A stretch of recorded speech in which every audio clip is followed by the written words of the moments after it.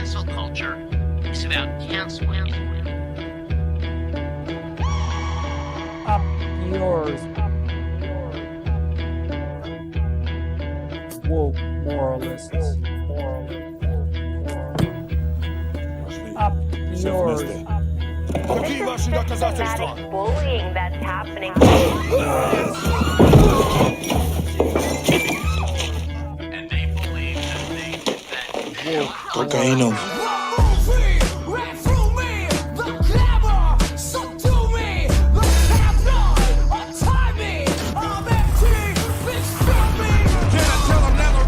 Had a gun, but it's the wax that the Terminator X run. Now they got me in a cell cause my records ain't sell. Cause a brother like me said, well, it's born like this, immaculate conception. I transform like this, perform like this, which yells you a new weapon. I don't contemplate, I meditate, then off your head. This that puts against the bed, this that I got realness, I just push, cause it's in my DNA. I got millions, I got riches building in my DNA. I got gunk, I got evil that rot inside my DNA. I got off, I got trouble, some heart inside my DNA. They seem animalistic is what I mean. No, they're worse than animals. The woke mob, they ruin everything. They stop Ben Shapiro from going to events and speaking.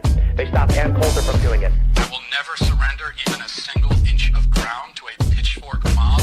You never cave to the mob. We will never bow to the mob. Ever. No matter what. Do you see the fire in terrorist like We'll see count. They want you to fly. Hey, how's it going, everybody? Welcome back. What's up? Hello. It's been a while since we've seen everybody, everyone. since we took last week off, but we have Anthony Sargon here from the Do Not Worry podcast. Hi, Anthony. Good evening. Hey, Lance.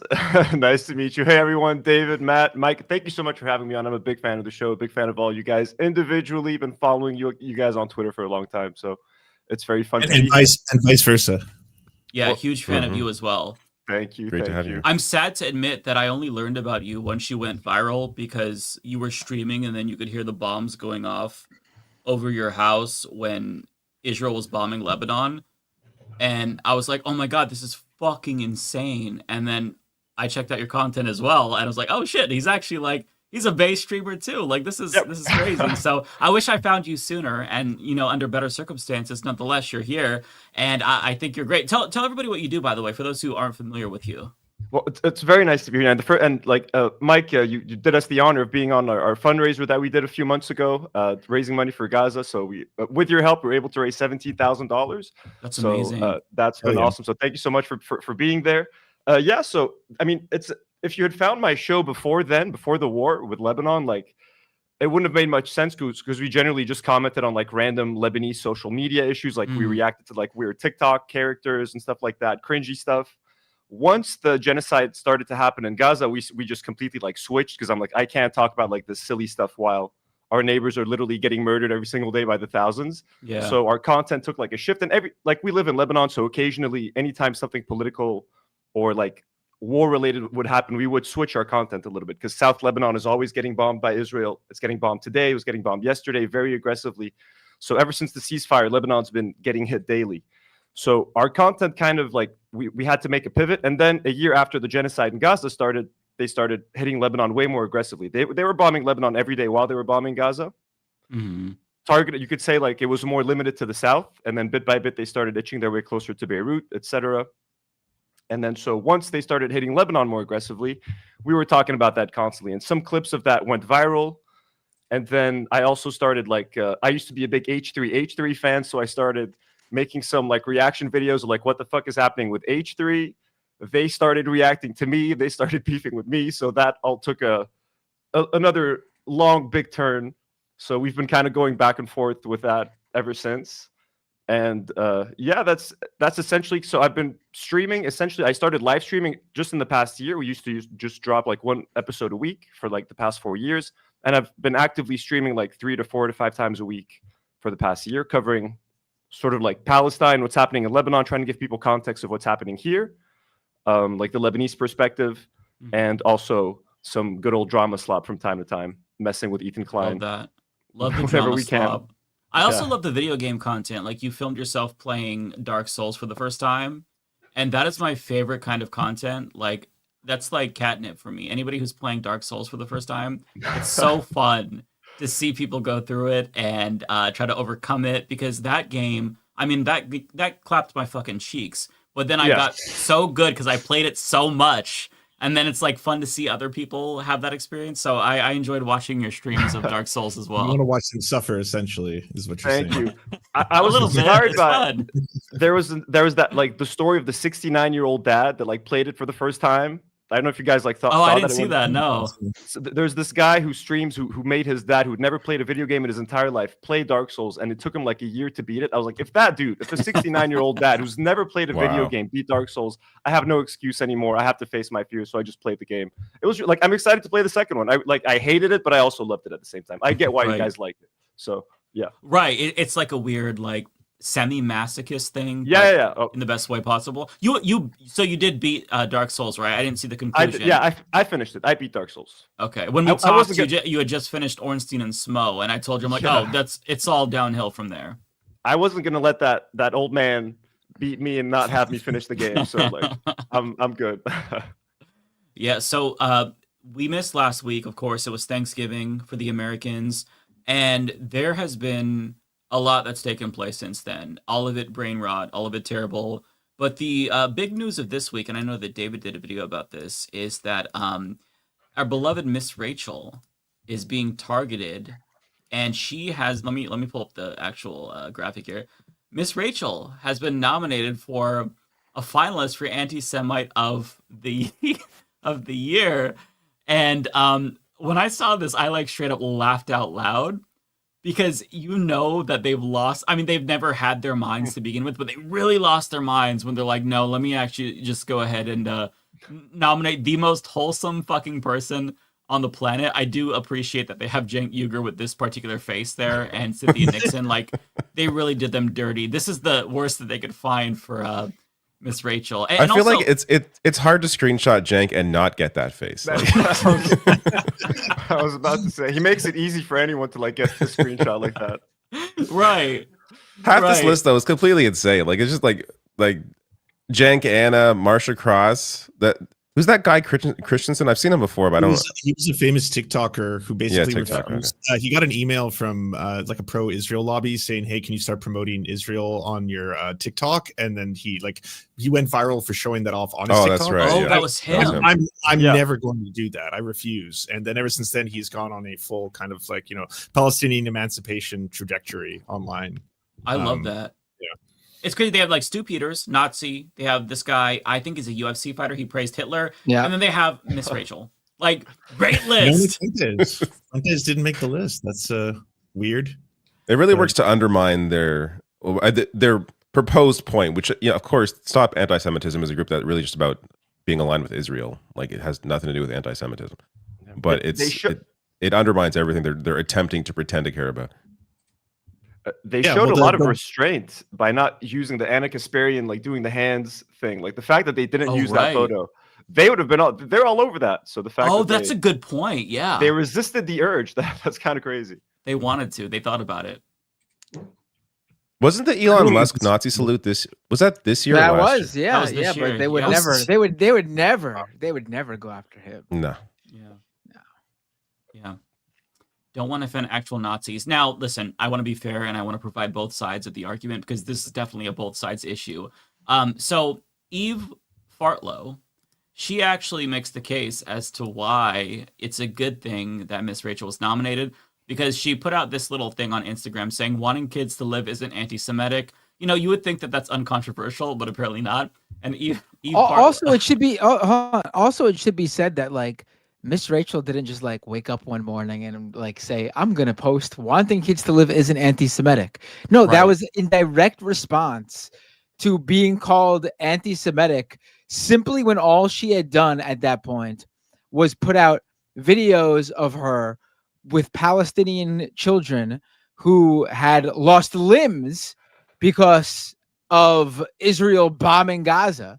And I don't even think she would mention that. Like, she literally just put a spotlight on these children and like doing children's Fetishizing. videos, Mhm. doing her usual thing, singing songs, doing like a kids type, fun exercises at like a play place with a Palestinian child who had become disabled, lost limbs because of everything. And that's why she was being called anti-Semitic. And this was her response to that. Like they like specifically clip out, the fact that this is a response to make it seem like to anyone who's just joining us and hasn't been paying attention, which is honestly the majority of people have no idea what this is even all about. This is a very online thing, a very specific to like the political bubble of being in this world that we're in. This is a response to being called anti-Semitic for videos with Palestinian children. That's why she posted this to begin with. And this is the proof they use. Essentially. Like that's the saddest thing. She was just trying to humanize Palestinian kids, and she's been doing that nonstop, and that's why everyone hates her. But it's like that bar is so. Well, we should be clear. Not everyone hates her. In fact, she's amongst the pro-Israeli crowd, right? But I want people to understand that this is something that is very within their little fantasy world, the Zionist fantasy world that Miss Rachel, who the rest of reality views as basically the face of children's media for the digital age, for kids growing up, Gen Alpha. Yeah, she's the new Mr. Rogers. Everyone views her like that, except for the people living in fantasy land who think she is being anti-Semitic as she posts videos with Palestinian children. It's crazy. One thing that hopefully will make Miss Rachel feel better is that she was nominated for MVP of the Year for the Humanist Report's annual award show. So I hope that she will keep that in her back pocket. That's more important than the Anti-Semite of the Year award. I feel like I should do my own Anti-Semite of the Year award and just nominate all Zionists because they're the ones who are really, along with the Nazis, perpetuating it. Because it's crazy. Like just going back to like the way that this has impacted the discourse, I feel like they don't understand how much this is radicalizing people. Because I've been watching Philip DeFranco's show lately, and he's always been pretty objective when it comes to Israel-Palestine, where he doesn't necessarily call it a genocide himself. He kind of says, well, this is what scholars are saying, and he tries to not insert himself. But when he talked about the story, he just took a minute to be like, are you guys fucking stupid? This is crazy. Like, when the normies get radicalized by what you're doing, that's when you know that you've kind of strayed from the path. And then I wanted to read this tweet because I thought it was genuinely funny. This is a blood libel. It's that simple. If you don't understand why, you don't know the first thing about Jew hatred. So for those who don't remember, Eve Farlow is the same person who has that infamous tweet where she's like, my friend saw a sign that said free parking, but she thought it said free Palestine. The Jews are tired. And I just feel like that level of brain rot is so unhealthy that you have to seek counseling. Like, the things this woman is saying is insane. And then she responded to this actually saying, if you don't believe that anti-Semitism is real, just look at the responses to this. It's like, girl, they're responding to you because you're fucking insane. And this is an unhinged take. I don't know what to say. There's not really a way that you can convince these people.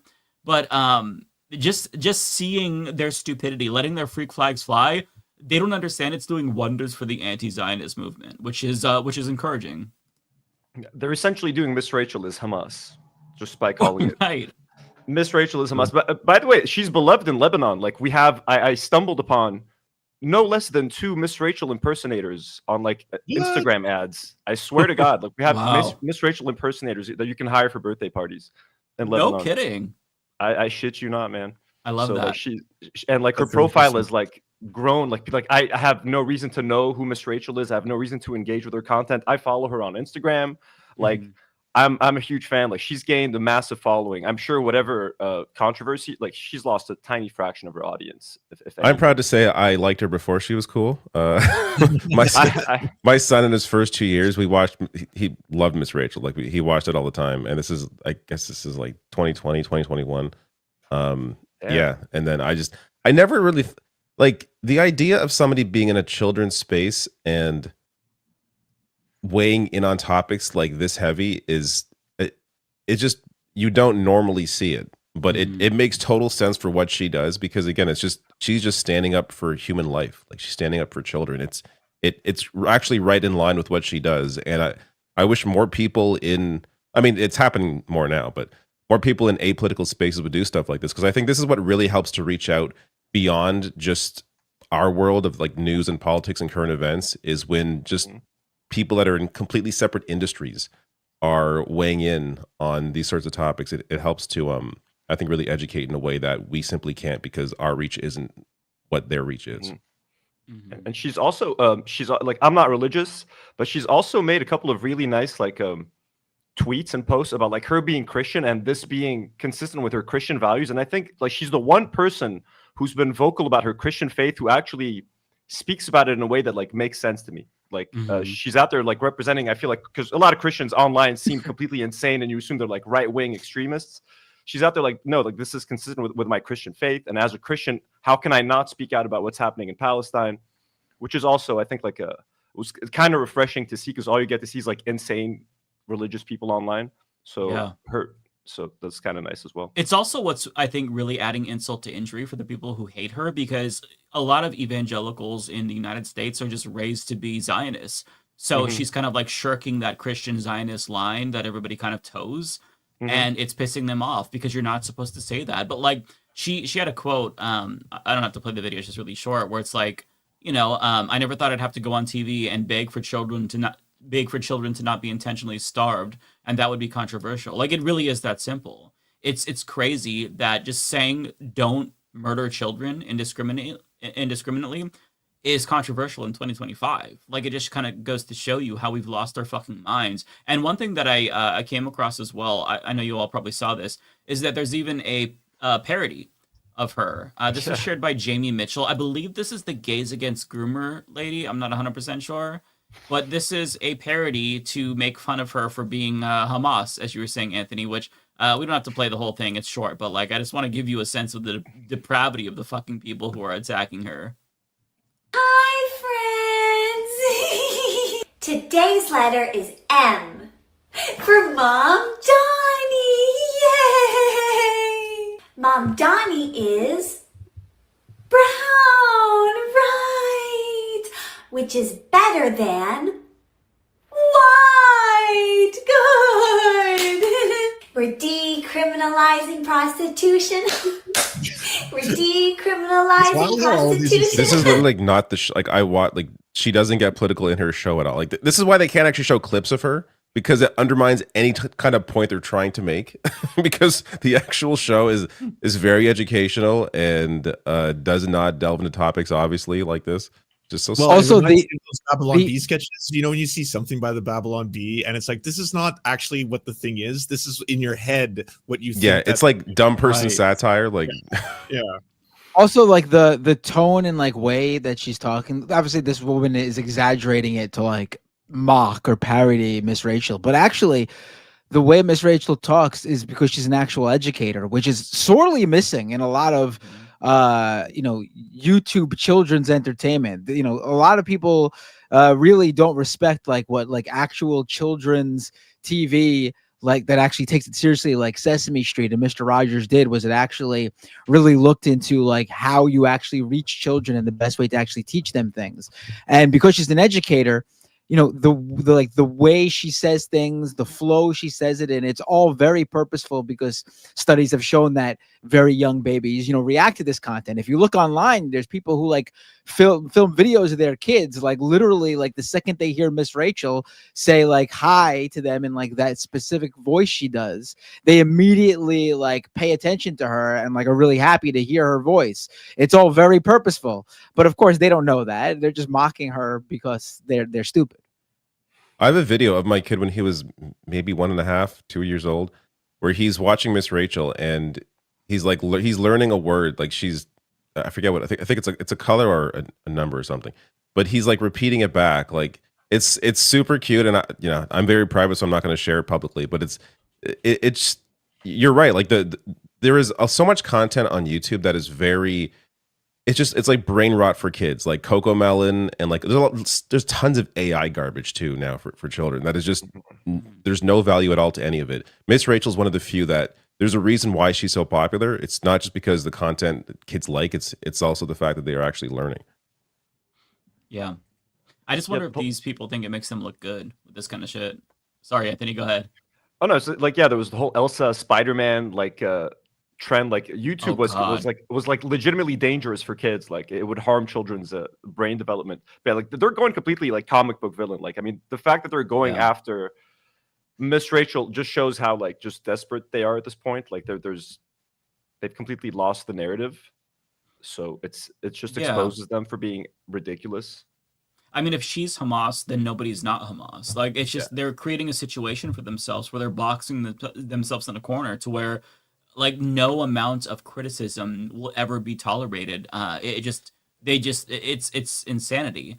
There's a little bit left. I'll go ahead and play the rest of it just to see where this goes. I haven't seen the entire thing.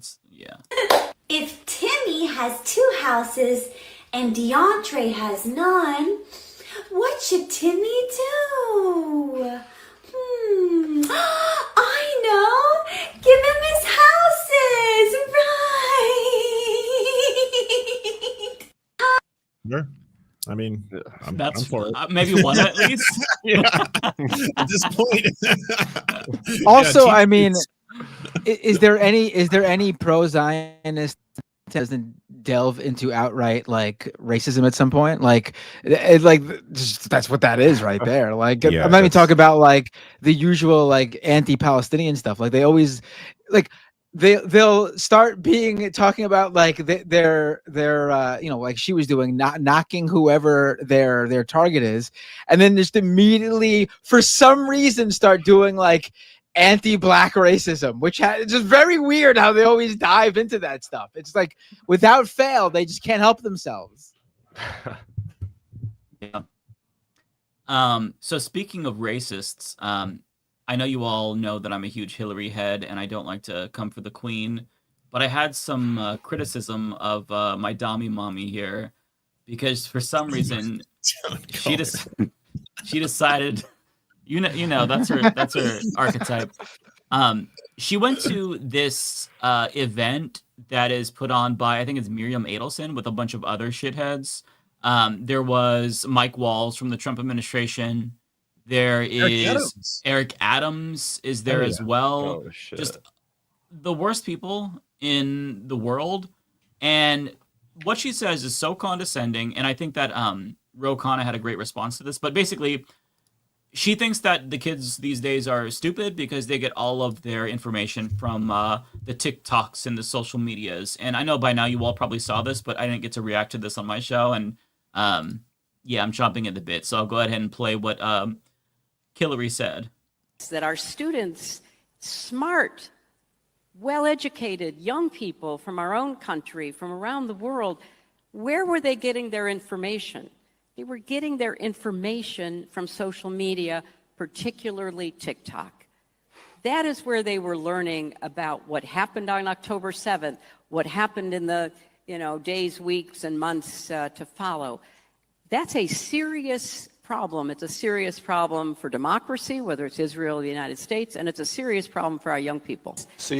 And it was frankly shocking to me how little the students we were encountering, not only in this class we teach, which is a very large class, international relations about crisis decision making, but students more generally. And that's why I mentioned the social media piece of it, because when you would try to talk to them to engage in some kind of reasonable discussion, it was very difficult because they did not know history, they had very little context, and what they were being told on some. Because she's not the only one who's been saying this. I don't know if you all saw that there was a former Obama speechwriter who's saying the same talking points. It's really hard to talk to kids when you've got a wall of dead children on their phones. And like the thing that's wild about all of these talking points is why don't you ever condemn the wall of dead children?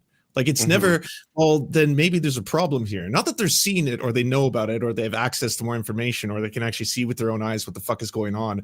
What about the dead kids? Because it's making them so sad. Yeah. It's so hard to talk to them now.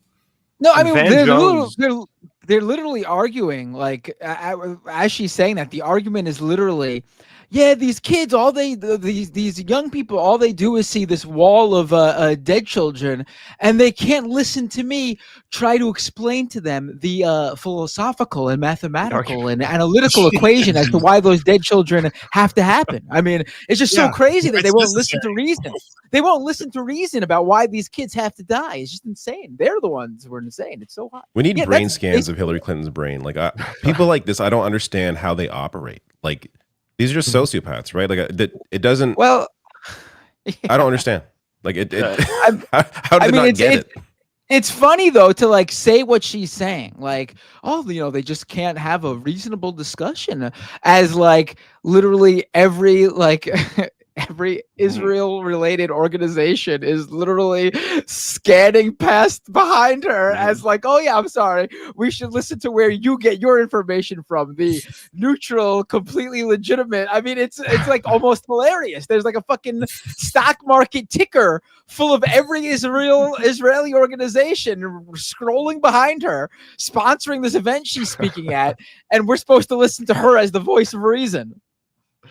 Yeah, and also like Van Jones just a few weeks ago said the same thing on Bill Maher when he got ate a bunch of shit like the wall, like dead babies. So it seems to be, I guess, like that's the new talking point that's being like passed around to all of these talking heads. Like this is the new. We need to go after social media, and they're already starting to take care of the problem. Like they've acquired TikTok. TikTok is going to be controlled by like the Ellisons. Yeah. So like that's they're dealing with the problem. So I'm guessing that's sort of the new, just the talking point. It's the social media. It's just not letting these kids think straight. It's such a self-report. It's such a self-report because they very clearly couldn't care less about dead children, hence why they're able to speak about it in such like a cavalier way. And to the extent that they even do care about dead children, it's that, it's just inconvenience. It's like, God, all these dead children, I wish that we didn't have to talk about them, so we could just talk about why, it's good that Gaza's being obliterated by Israel and why they're right to do it. It's so gross. And Hillary Clinton, like, I'm sorry, it's time for people to stop sharing these dumbass memes that I see like once a month of, this is the most vindicated woman in the world. Everything that she said would happen. Yeah. Shut the fuck up. This woman is a fucking demon. Tell that to Libya, all right? Like every time you bring that up. Or Haiti, or so many other countries that she was totally cool with, bombing and invading Iraq. I'm so sick of these people because like she thinks that she has the moral high ground and she like can smugly look down on young people and say, oh, you just don't know any better because of where you get your information. Where the fuck do you think your generation got your information? It was filtered through mainstream media. Like the reason why people are having the reaction that they're having is because there is no filter anymore. It's like you're seeing the atrocities being committed the same fucking like in 4K. And I think that Sam Cedar made a great point about this where he's like, it's like being mad that Americans for the first time got photographic evidence of the atrocities being committed in Vietnam and then they turned against it. Like imagine being mad that the press published those and not being mad at the actual atrocities in the first place. Like these people are actually sociopathic and like Hillary Clinton is such a demon. And just for her to legitimize this conference that's put on by Miriam Adelson, one of Trump's like most prolific donors, it just goes to show you that like these people don't give a fuck. They will align with fascists and do whatever for power, or in this case, it's probably money. Like somebody made a comment about how she probably got like $50,000 to speak for like 30 minutes. I don't even know what motivates her, but whatever it is, even if she's doing this for money or she believes it authentically, she's a fucking demon and just a terrible person.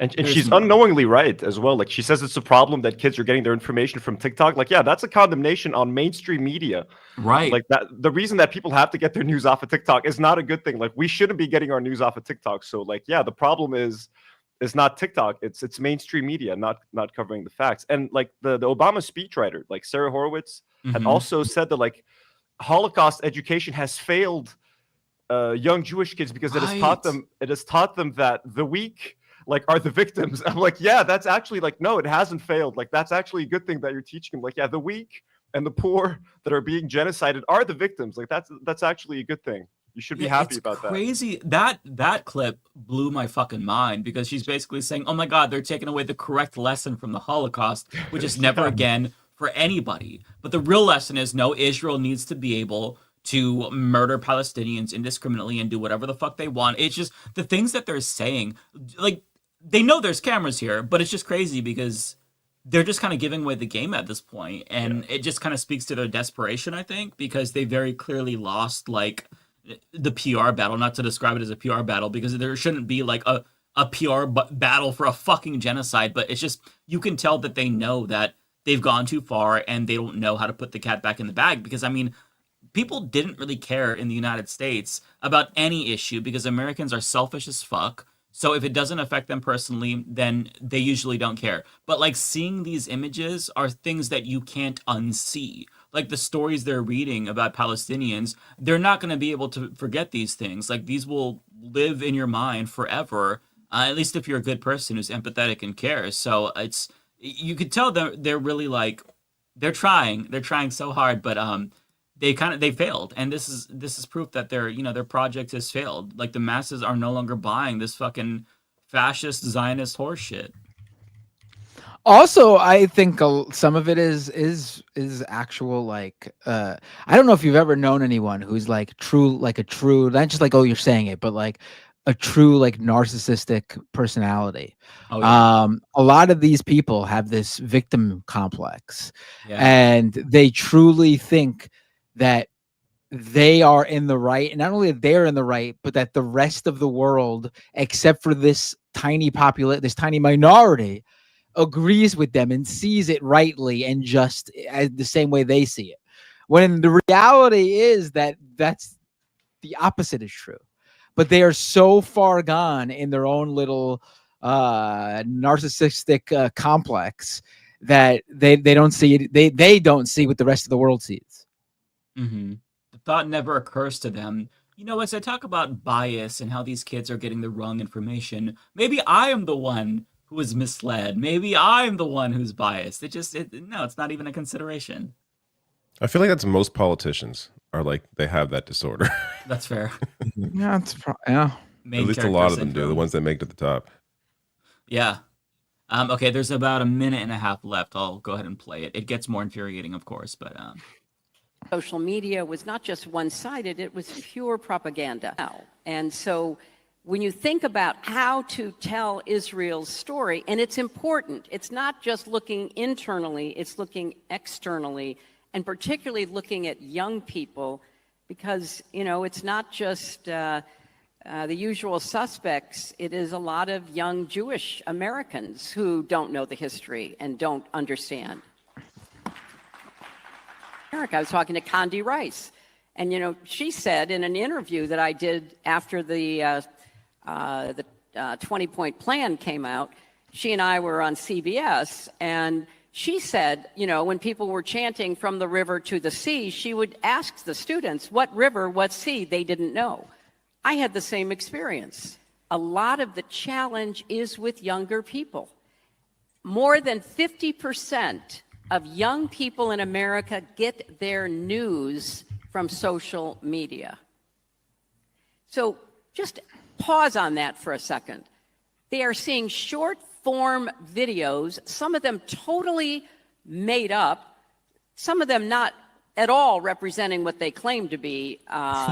Hillary, what are these videos? What are they seeing, Hillary? Also, explain the videos. Control that, right? Like, I used to be the one that used to control the media propaganda. They would usually be like an arm branch of all of our intentions. I mean, is she sharing? Is she referencing like the Hollywood bullshit that Zionists say is? Oh, maybe that's very. I mean, I honestly think that Hollywood stuff is right up there with like fucking QAnon, as like, if you believe that you have a mental disorder, there's something wrong with you if you think there's like a movie industry making up these atrocity videos, and it's not like I think you have a mental disorder. I think that's right up there with fucking like QAnon shit, honestly. Mm-hmm. There's a large part of like, even some leftists believe it. Like, I mean, I don't mean to mention him here, but like, doesn't Destiny like he was reacting to this video? He's not a leftist, though. He hates. I wouldn't call him a leftist. Yeah, like they're liberal. Yeah, I'm not even saying that as a parent. He would be the or first Democrats. person. Yeah, like or Democrats. He was watching this video of two Palestinians being filmed as they were running, and he was claiming that they were running on purpose, like in that angle to get shot, knowing that they would get shot. Like, so there's a lot of wow. you don't have to be, I feel like, that extreme to even. I mean, I guess Destiny is pretty extreme, but like I've seen that other than the Pallywood stuff, like. Yeah, it's a lot of cognitive dissonance as well, right? Where it's easy, like it's convenient to believe the Bollywood bullshit because then you don't have to question your worldview and question, is this actually moral or is it justified, right? So just Also- believing that is, it's soothing to them. Also, I don't care if someone who is speaking out against this stuff, against the atrocities they're seeing, I don't care if they don't know what river or what sea. Who I know. gives a shit? That is a way to make people who have morals and a meter of what is right or wrong. That is a way for them to say, no, your voice doesn't matter because you don't have the same education level or privileged background or whatever it is that she thinks you need to have to be able to say killing kids dying at the levels they're dying at, kids dying period, is wrong. I'm sorry. I don't care what you know in terms of the geographical region. I don't give a shit. I do not care. Morally, they are correct. It's nuanced trolling, right? Where they want you to doubt your lying eyes, and rather than just like reacting like a normal human being to suffering and saying this is wrong, it needs to stop, they want you to like be more nuanced and think, well, why is this happening? Is it justified? Who's really responsible? Is it the victim who's responsible? And it's really gross because they're trying to get people to doubt reality, also that way, you know, this disgusting colonial project and genocide can continue. And I feel like the way that they talk about this now, it's not convincing anybody. Like Hillary's not going to convince a single person who is, you know, appalled by genocide that, oh, okay, well, I guess I don't know the river and the sea that I'm referring to. I guess genocide good. Like, it's not going to convince a single person. It's just, might you know, convince regulation to occur on an industry, though, in like not a way that'll actually benefit the working class. Like if she gets people to start banning certain accounts from TikTok, or if she starts getting the TikTok algorithm to not actually allow people to see any of that stuff anymore, that's probably who she's trying to appeal to and reach out to. Like, think bigger picture, right? Yeah. Right. No, I think you're right. That's what this is always about. It's the censorship. They admitted as such with TikTok. You know, it's we've got to get the TikTok algorithm under control. Jonathan Greenblatt like explicitly said this even before the ban was signed into law.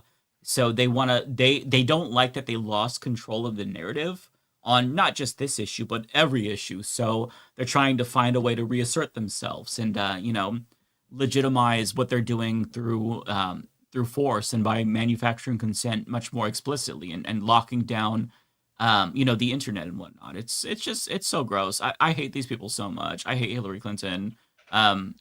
She deserves Bill Clinton. Yeah, they're trying to delegitimize like basically dissenting voices and trying to discourage other people from speaking out. Like for example, I never studied history. I'm not I live in Lebanon. I live in the Middle East. I'm not an expert on on all of the geopolitical ins and outs of the area. I try to do my best, but I've been learning so much. Like I didn't let that discourage me from speaking out because morally, I know what's consistent with what I believe in. So I don't think it should really stop anyone from speaking out. And in fact, I've learned so much more about the area, about my own history, like Lebanon's complicated history with Palestine as well, in these last 2 years. So yeah, it shouldn't really affect. I mean, it's obviously better to know what you're talking about, and I've since like bought a bunch of books about Palestine. So I've done the work, and it's actually been like really, and I've reconnected with my Arab roots because like I lived in the States for a long time, and I'm kind of like Americanized in many ways. So this whole thing has actually made me try to dig deeper into like Arab culture, Arab pop culture, my Arab roots, everything like that. So I love that. No, that's how normal people react to things. Like I think that a lot of people read Rashid Khalidi for the first time after the genocide started. I think that a lot of people, they started researching, Sudan for the first time after there was the massacre in El Fasher, right? Nobody really knew what was going on until there was that big event. It's always like news events that are catalysts for people to get informed.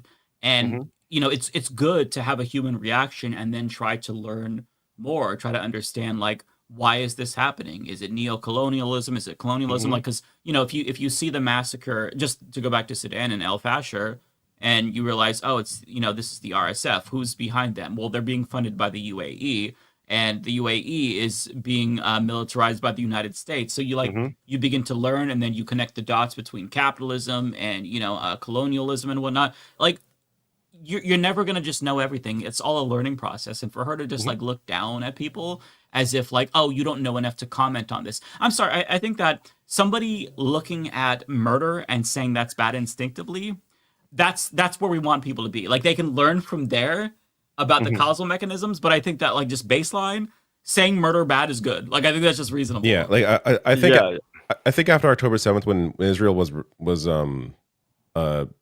bombing Gaza at the start of it, there was a lot of worry from people who had platforms that they didn't know enough to be able to say anything, and that they felt like they weren't qualified to say anything. But I think that obviously that wall began to fall, because people realize you don't need to know the ins and outs of every geopolitical issue to know that murdering is bad.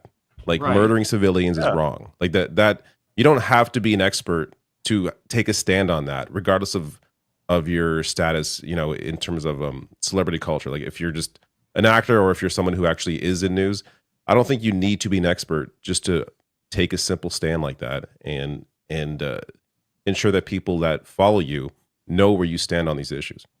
Yeah, it's like gatekeeping. It's like, oh, okay, well, you don't know the ins and outs, and you can't name every single fucking, you couldn't pass a quiz or whatever. You don't get to talk about this. Shut the fuck up. Unless you're saying something that I agree with, then have at it. Say what you want. It's just like, it's another form of gatekeeping. It's just, I'm so sick of these people. Like, I'm so sick of their apologia for like the worst crimes that we've seen. It's so gross. And the fact that like people like Hillary are able to sleep at night when they say shit like this and think that like they're morally right is just so gross. Like, there are people on this planet that are so fucking twisted and detached that I can't even like explain what goes on in their sick minds. It's gross. Like, this is a sociopath.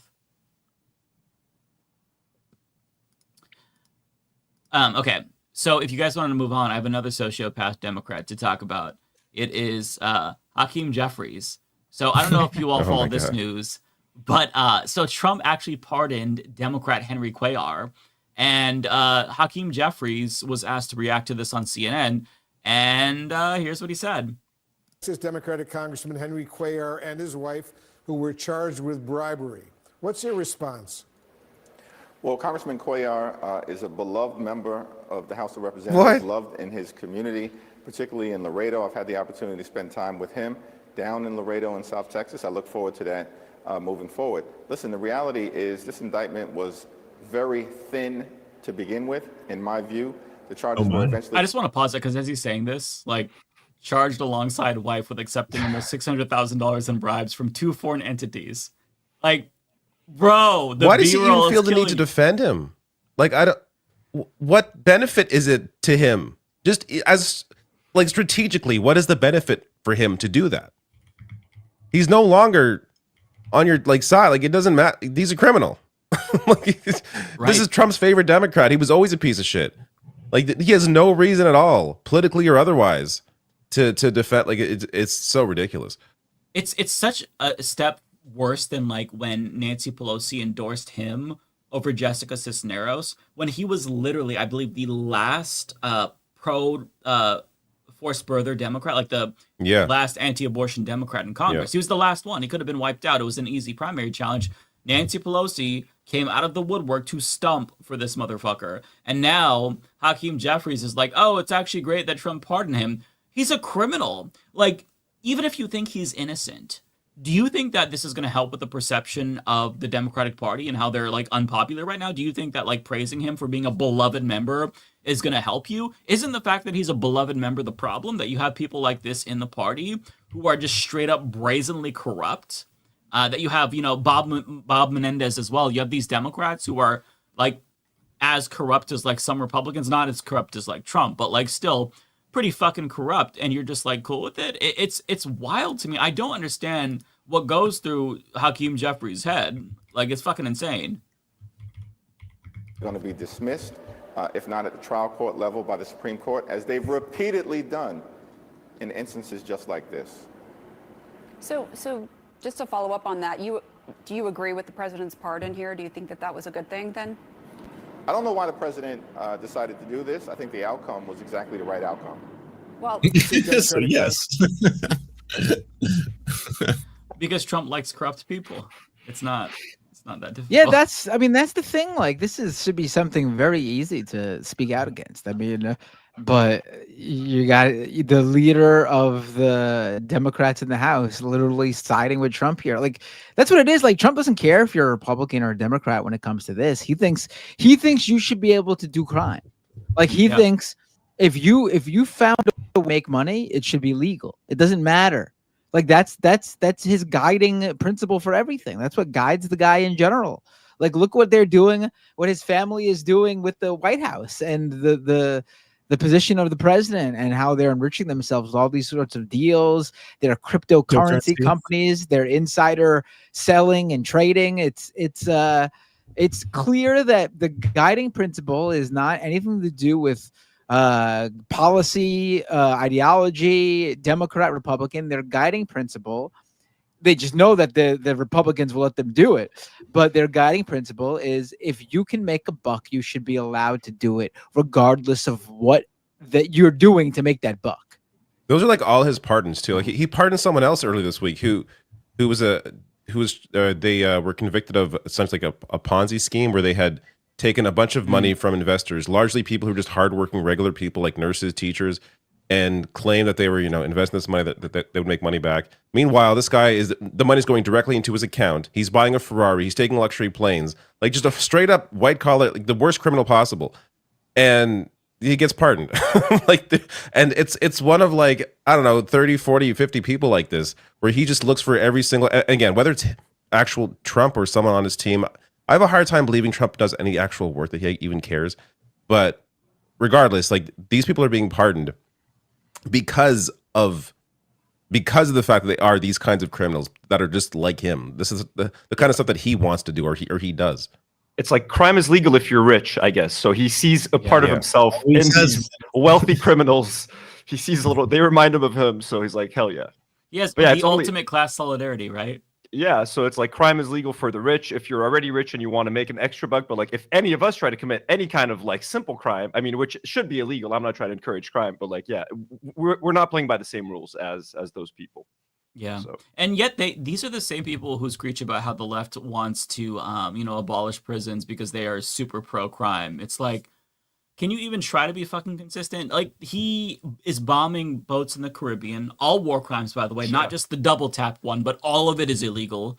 Meanwhile, he's pardoning the former president of, I think it was Honduras, who trafficked like 400 tons of cocaine to the United States, which, first of all, thank you for doing that, sir. There is a demand for it. We do want it, obviously. Otherwise, you wouldn't be sending that here. But it's hilarious to me that they don't even bother to like try to be consistent these days. It's just like, no, fuck you. I'm gonna complain about how there's drugs that are being trafficked, and I'm gonna pardon the drug trafficker in the same week, mind you. If you don't like that, fuck you. There's no standards. Like, nothing matters anymore, and it's so infuriating to watch because these people are so fucking unserious.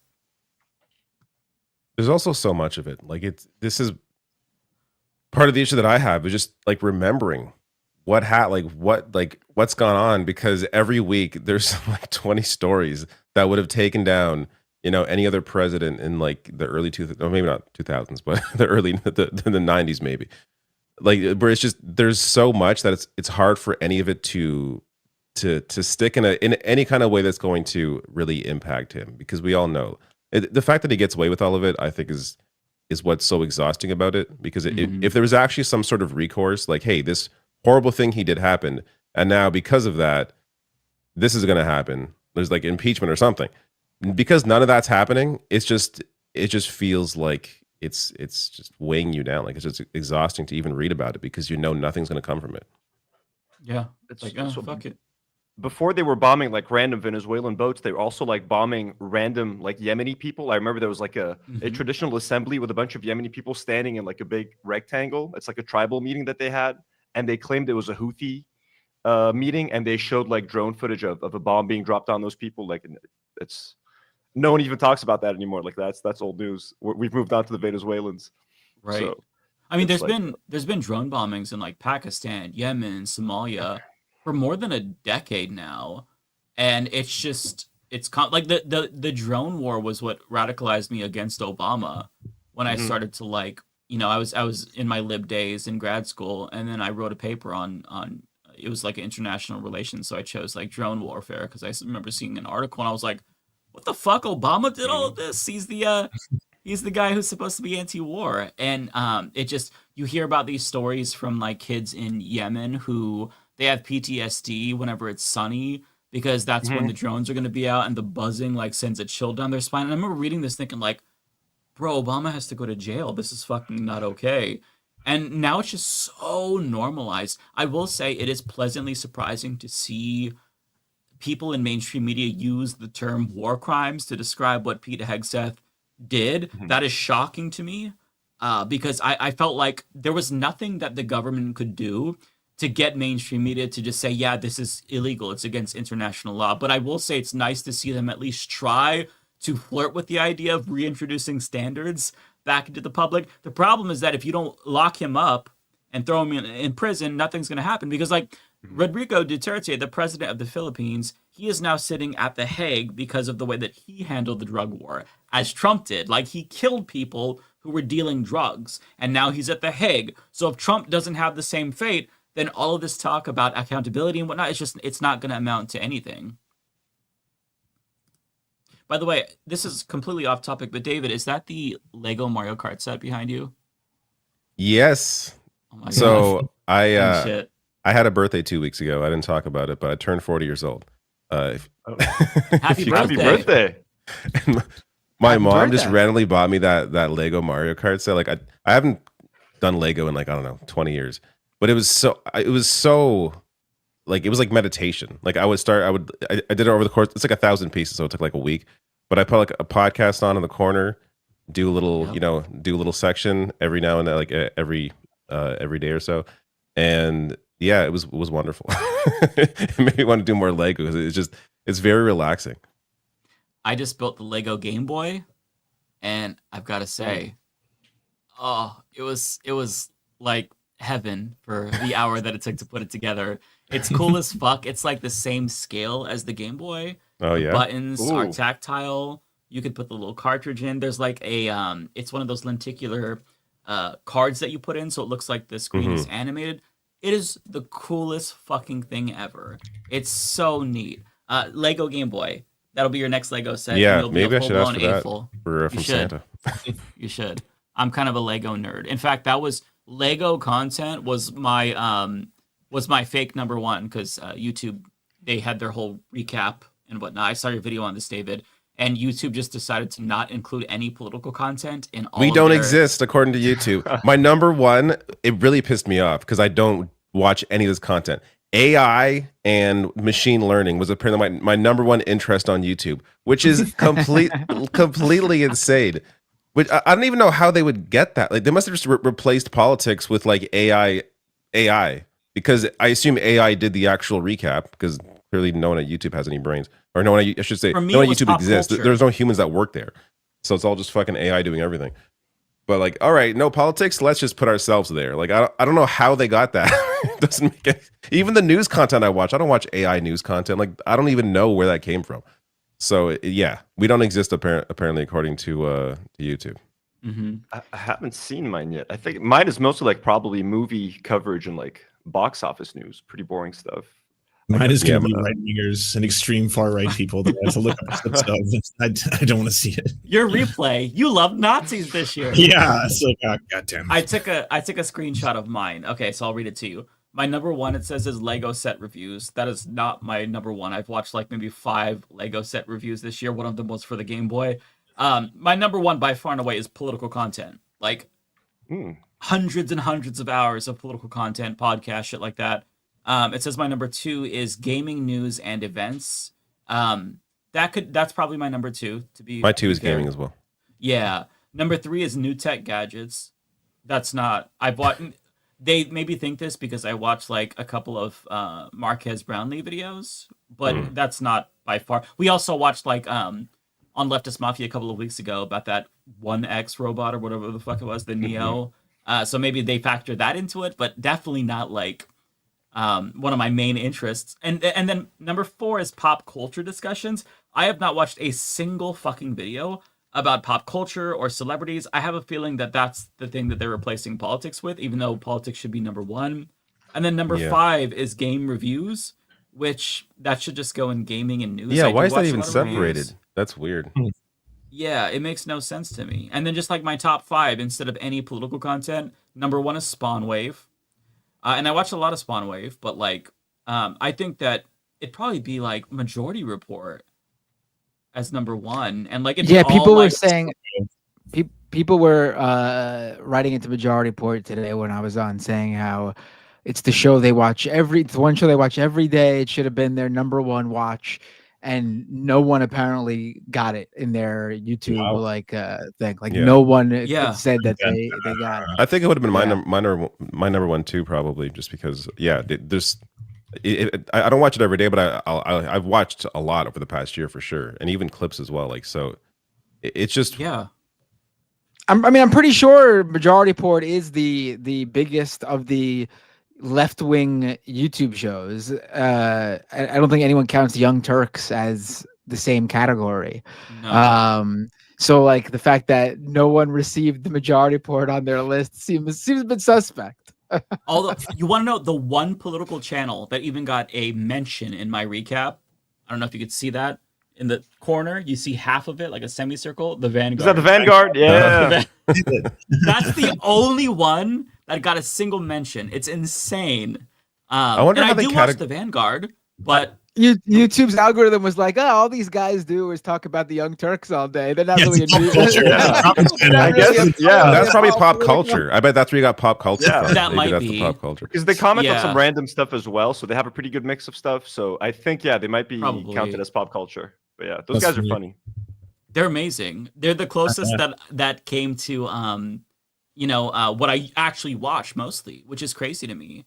I think also R.M. Brown came up as well. I don't remember if I. Yeah, actually, he was on mine as well. He probably comes up as like comedy or something. But any channel that's like just like straight politics or not. I mean, this goes right in line with how YouTube treats us. Mm-hmm. Like, I don't know about you. I don't have a channel manager. Like I used to when I had 100 when I had 100K subs. I had one, and then they moved her to a different job. Never replaced her. There's no human at YouTube that I can talk to. Which any other like for anyone watching, if you have a channel that's like gaming or fashion, beauty, whatever, any other industry on YouTube, and you have 700,000 subscribers and you don't have a channel man, like that's unheard of. Mm-hmm. It's crazy that I can't talk to anybody that's real at YouTube. It's so stupid. They hate us. They want us to go away. I kind of had a channel manager when I got when I lost monetization a couple of years ago when I left TYT, because Kyle Kalinske, Crystal Ball, Sam Cedar, like the guy who does their channel management, I was put in contact with him, and he's the one who helped me, and he's like, hey, keep my contact info, so if you have any other issues, then we can go through this. Like, it was unofficial. Nice. And then a month later, he's like, I'm going to grad school, bye everybody. Like, he just sent out a blast email. I'm like, well, there goes my my access to a human being at YouTube. Fuck.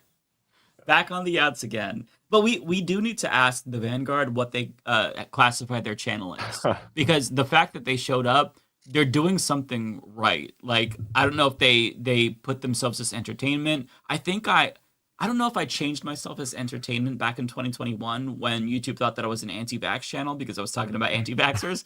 But I need to change it from, like, I just need it to not be news and politics because I'm getting fucked by that.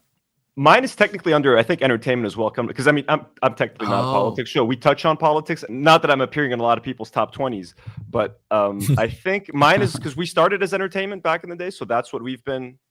I think that's the difference in that case, at least for me. We might need to try that.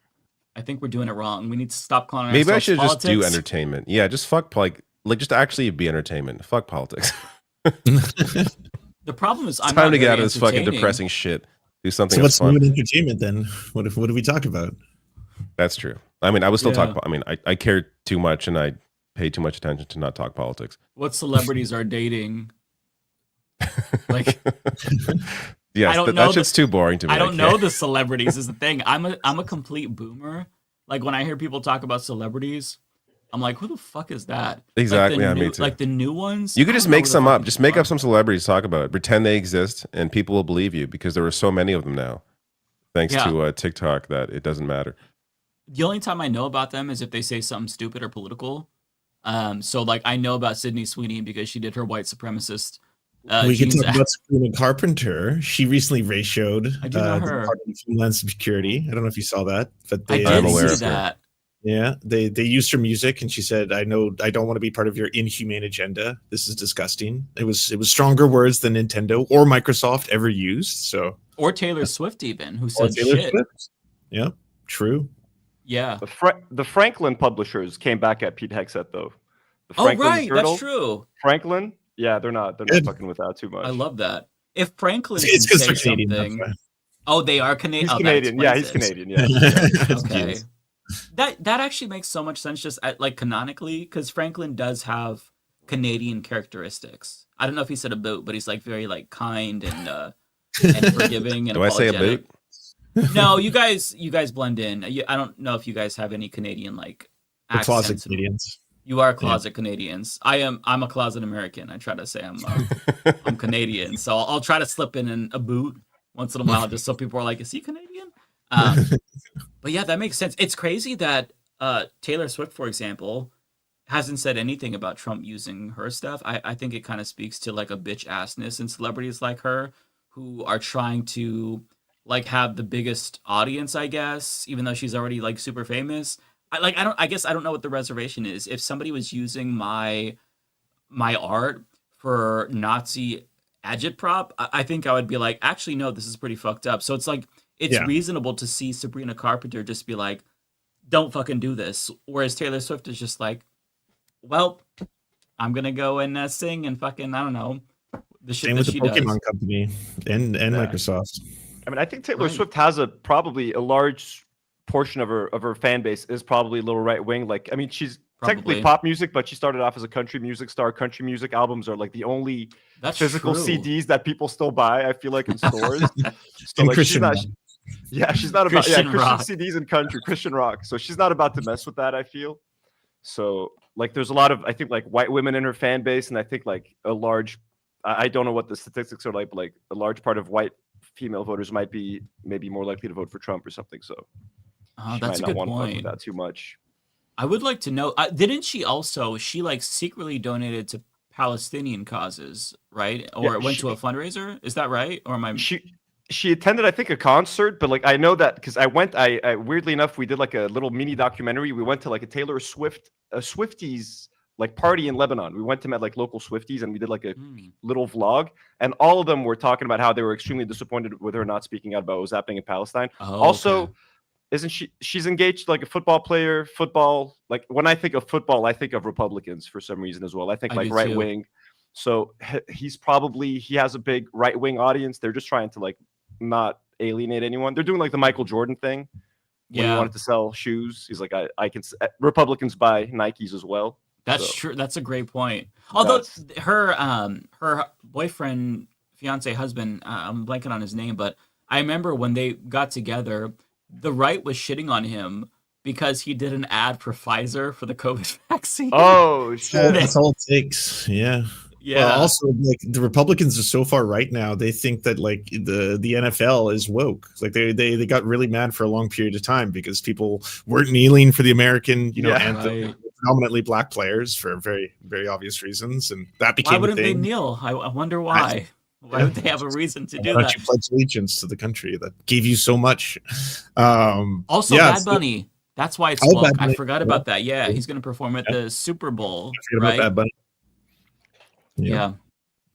I mean, listen, it's hard, I guess, for some people to speak out right now in the moment because there's social pressures, but I feel like it's not going to be too long in the future when people are going to look at this in a very like unified way and realize that this is fucked up what's going on. So I feel like it's a really bad look for the people who choose to just be silent and the people who speak out, like the people like Miss Rachel, who don't necessarily have to, but just feel like this is the time to speak up. I think those people are going to be looked back as like more courageous, and people like Taylor Swift are just going to be, I don't know, more washed up and irrelevant, although she's still super popular. So what the fuck do I know? And I don't know shit about pop culture, but I would like to think it. Maybe I'm wish casting that maybe she fades into obscurity, because I think she should grow some balls and stop being a fucking pussy. Well, I think at some point, like, people, assuming they still exist on this planet, there's going to be a look back at this time of just like who spoke out, who didn't, who was willing to stand up, who wasn't. And regardless of how people are being treated now or not treated for, speaking out, it's going to come back and hurt whatever legacy these people are going to have. Celebrities. And I mean, she should just depends. I don't know what age Taylor's average audience is, but like young people are, even Republicans at this point are universally like anti-Israel. Like Nick Fuentes fans are even like it's all extremes. So like, for example, they're way more conscious about the stuff that they're boycotting. Like young people are like not fucking with Scream 7 because they fired Melissa Barrera because she tweeted out about Palestine. So like they want to boycott Paramount movies. And if Paramount acquires Warner Brothers, people are talking about boycotting Warner Brothers movies because then it's going to be controlled by like the Ellisons and stuff like that. So how many people aren't going to watch Stranger Things because of Noah the Schnapp. Zionist dude? Yeah, or Noah because the Schnapp, show just sucks now. Like what? He's horrible. Yeah. Yeah. He's terrible. And then like there was another actor on Stranger Things that like defended him. Like, yeah, Zionism is sexy. It's just the thought that Israel should exist. I'm like, you're making it worse. You're not helping the show. Although there was the red-haired actress in it who plays one of them. She had some interview with a magazine. Yeah, and she said that she listens to Matt Bernstein, who is an anti-Zionist Jewish progressive podcaster. He's funny as fuck. So that's encouraging to see. But yeah, people are like, I hate to say this because I want people to find distractions, but people are increasingly not able to separate the art from the artist, which is an issue that I've had. I can't, if I know that this celebrity or whatever, or this artist said something racist or just stupid, then I can't enjoy it. I can't enjoy Harry Potter even if I pirated it. I would never give her money, but like I can't, because I can't like detach myself from the fact that, oh, this was created by a piece of shit. So I don't know. If you can detach yourself, I guess that's great, but my brain is too broken. Like it's too, I remember everything. It gets easier, I think, for some people if it's really far away from the period of time where they're relevant. Like J.K. Rowling is still actively today using the money that she generates to like attack trans people. So when you go to one of those events or movies, you're like literally funding, oppression. That's like an additional shitty thing. Right. Yeah, it's like Lebanon. We've been banning, like Lebanon actually bans some movies if they have Zionist actors. I used to love Quentin Tarantino. Quentin Tarantino used to be one of my favorite. Did you see him going after Paul Dano the other day? Paul Dano's like such a where did that actor, come from? Nice guy. Because Paul Dano fundraised for Gaza. He did an Artist for Gaza sale. Oh, is that why he's free? Okay. He has a regular comic book that he signed and like fundraised for Gaza with and made all like a big thing about it. And he's like, he's awesome. Good for you, Paul Dano. Right? Like, I fucking hate Quentin Tarantino now. Like he lives in Tel Aviv. He went to an IDF base like right after October. He visited an IDF base to like give a pep talk to the soldiers. I'm like, fuck you piece of shit. I used to love that guy. I didn't watch the latest Leonardo DiCaprio movie because he's building a luxury hotel in Tel Aviv. He's investing in a luxury hotel. Is he really? So one battle after another. My mind too. Fuck him. I didn't watch one battle after another. It's super hard for me now to like look back at a lot of entertainment that I used to consume and think that the people that made this and a lot of this stuff shaped my like fucking youth and childhood. I'm like, these people fucking hate me. They think I'm like dirt. So I've had to reprogram my mind and be like, okay, I'm done watching this garbage. And again, the Lebanese government, like I'm not for censorship, but like if I'll say that the Lebanese government is pretty based for banning movies with like Zionist actors or like Israelis. Like they're going a bit too far. Like where do you draw the line? But like Gal Gadot movies are literally banned in Lebanon. They're well, you're better off for that, I guess. So like that is fucking based. They've spared us. They've spared us. Like we couldn't watch Snow White. That didn't come out here. We didn't get to see that. None of that shit. No shit. It's Gal Gadot in Snow White. Isn't she like queen? She's like one of the main characters. Yeah. That's also this is not. I mean, it's somewhat related, but Kevin O'Leary is in the new Timothée Chalamet movie, and I will never watch that fucking movie because I cannot possibly take it seriously. Seeing fucking Kevin O'Leary's face and one of the main characters of that fucking movie. Yes. Yeah. So I must apologize. Kevin O'Leary is half Lebanese. We don't claim him. Fuck Is he Kevin really? O'Leary. Hey, He's half Canadians don't Lebanese. claim him either. No, we don't When claim. do you Yeah. gotta take him? We don't want. No, he's not coming here. We I have always hated enough that like guy. we have enough criminal businessmen and stuff. Like we don't need that guy. But also, I fucking hate him for another reason. I used to be addicted to Shark Tank. I used to fucking love Shark Tank. Kevin O'Leary used to always encourage people. Like when they tell him, like, we make our products right here in the USA, he's like, why don't you make it in China? You could save so much money. And then when Trump started installing the Chinese tariffs, he was like, Trump should have more tariffs. It should be 400%. I'm like, you motherfucker. You encouraged all these people He's a on piece Shark of Tank to shit. go to China. And then as soon as Trump had the tariffs, he's like, more tariffs. So he's just morally inconsistent as well. But yeah, no, we don't claim him. Lance and David, he's yours. I'm sorry. No. But yeah, he's America's problem. I see him. He commenting moved on for a Twitter. reason. We rejected him. Why aren't we He's deporting done. him? Why doesn't ICE pick his dumb That's right, ass yeah, up? he's your problem. Yeah, he lives in New York now, so yeah, he's your problem. But he was always like he was so. The Canadian version of Shark Tank is Dragon's Den. So he was on Dragon's Den before Shark Tank ever started, and he was always like that kind of guy. Like to me, he was always putting on a character. I still kind of think he's just playing a character, but someone who's able to do it to this degree, where he's on CNN playing a character on the wrong side of history, like that is sociopathic. Like that's next level. It's one thing to play a character on a TV show where your people are pitching their ideas. It's another to be the political character of Kevin O'Leary, which that's next level. Yeah. I will say about the celebrity subject, one thing that I did see that was funny as fuck about Stranger Things is somebody posted a picture. I don't remember what it was for. Like maybe it was like just screenshots from the show or whatever. And it was of Noah Schnapp's character or whatever. He was like elevating and his eyes were like rolling in the back of his head. And somebody quote tweeted that and were like, when somebody says one negative thing about Israel. There's so many memes. I There's laughed a lot. so fucking hard about Montreal that. is flooded with Noah memes right now, and they're really funny. It's so fucking funny. Twitter hates him. Twitter fucking hates Noah Twitter Schnapp. doesn't like It's really funny. I'm here It's for crazy. It's Noah crazy that Schnapp. Azealia Banks hates him, but she's also a Zionist, or at least she was. And then she like wanted to get the fuck out of Israel. Am I misremembering that? That is Azealia Banks, right? She has no ideology. She's all over the place. Yeah, there's no consistent moral compass with Azealia Banks. One day she'll be saying the most homophobic stuff in the world, and then the next day she'll ratio J.K. Rowling out of nowhere, and you'll be like, I have no idea what to believe anymore. Like, She does like the opposite of like what Taylor Swift does. She like gets into everything. Like just has every position to offend everybody to try to get everybody's side, but through by being a jackass. She's the musical equivalent of Michael Tracy. Just like, what's everybody saying? I think the opposite is true. Fuck I am you. a contrarian. God, some people's brains need to be studied, mine included, because like I feel like my brain is getting rotted to the core from all of these people. Speaking of Michael Tracy, I didn't think he was going to come out as like one of the biggest Epstein / it's okay for like a grown men to date 17-year-olds. Right. I mean, happening? One look at him, I'm not too surprised. That's fair. That's fair. That just came out of nowhere. I was like, whoa, this is a cause for you. You are very passionate about this topic. Okay. Then a lot of people start to make die on. a lot of people started to make the actually, if they're 15 or 16, they're not pedophiles. They're just teens. They're just underage. Pedophilia, like, bro, stop. Yeah. Didn't David Pacman even make that point? Or did like, he really? Oh, I think so. Yeah, he was also making that point. I was like, Oh, holy shit, man. David, what are we doing? I did not see that, so I cannot claim. But It was Yeah, no. I'm pretty sure. I didn't see that. I saw Megyn Kelly's and then her double down. And then, it kind of seems like she's picked that as a hit. His came after Megan's.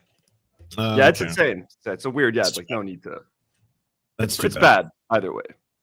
Megyn Kelly is crazy. Like there's a like I think it's a screenshot or like a clip where it shows her when she was hosting her NBC show and she's like defending trans people, and then on the other hand she's like defending pedophilia. Like just the complete like swing, just based on whatever audience you're trying to appeal to. Like it's so I don't get how those people are able to maintain audiences. Like once you know the person you're watching has no principles in any way, they're just chasing an audience. How can you possibly want to listen to them? Like what is appealing about that individual? I don't get it. Dude, That's the Candace Owens stuff right now is like the most entertaining. Like just the Twitter, like she's blaming Turning Point now, and like they're inviting her for a debate, and like it's Macron wants to kill her. Yeah, it's like, the French legionnaires and the French government, in collaboration with the Israeli government and the Canadian government, and maybe even top officials in the U.S., are trying to have her assassinated. And they had Charlie Kirk assassinated prior to her. And you're like, this so that stuff. Candace can manipulate and string along an audience of people who don't realize they are being played. Where did that come from? Okay, I don't know how there was audio playing. Did you, Oh, you that was guys heard wild. that? Yeah. We heard that, yeah. Oh, I How see long down was there. that playing for? Just like 5 seconds. No, just like 2 seconds. Yeah. Oh, it's okay. 5 seconds. Maybe I accidentally like pressed the space bar or something. I had a different clip queued up of the. I have not been following this super closely. I don't know if you all have. It's the Candace Owens / Turning Point beef. Oh, that's what we were just talking about. Yeah, we're talking about that. That was the clip. Yeah. So this is the How first outrageous it's time, gotten. as little as I've followed it, that I can say I've genuinely enjoyed right wing media because. Oh, the shit I'm that's- watching Candace like every day right now. It's like I can't believe how far she's gone. I was like, 800 people lost their jobs for saying things like Charlie Kirk was divisive or he was perhaps, controversial. That was like enough for a mass canceling. And now Candace Owens has all but basically claimed Turning Point USA in collaboration with Israel, like had him killed and like is getting away with it and like making bank, like the numbers she's getting on all this stuff too. Yeah, I saw a screenshot of like all the super chats she was getting, like $200, $100, $50. She Like, gets over 160. She gets over 160,000 live viewers when she does those shows. It's one of the biggest shows. Yeah. No, it's crazy shit. Yes, I was watching it live the other day. It is nuts how famous she is. She has surpassed all of her previous, Daily Wire. She blows them all out of the water. Yeah, all combined, like every one of their hosts combined. Wow. It's nuts. And like Turning Point USA like invited her on to like have this debate, like we didn't kill Charlie Kirk. And if you see the replies, like, they're ratioed. They got ratioed by her. Did they? They're completely ratioed by her fans. Like, how does she not get sued for defamation? Like, how do you claim that? Like, well, she is being sued for defamation by the French government right now. That's a whole separate thing. I forgot about that. Like she's about to get sued. Like, how does she not get sued by Turning Point at that in that case? Like, she's literally accusing these people of killing someone. Like, that's a lawsuit. Well, maybe there's something there. What did that tell you? She has the receipts. She has the receipts. Is what she's saying. So it's crazy because like I was watching like one of the clips of Candace Owens, and I like had a thought and had to stop myself. I'm like, "You go, girl," and I'm like, "What the fuck am I saying?"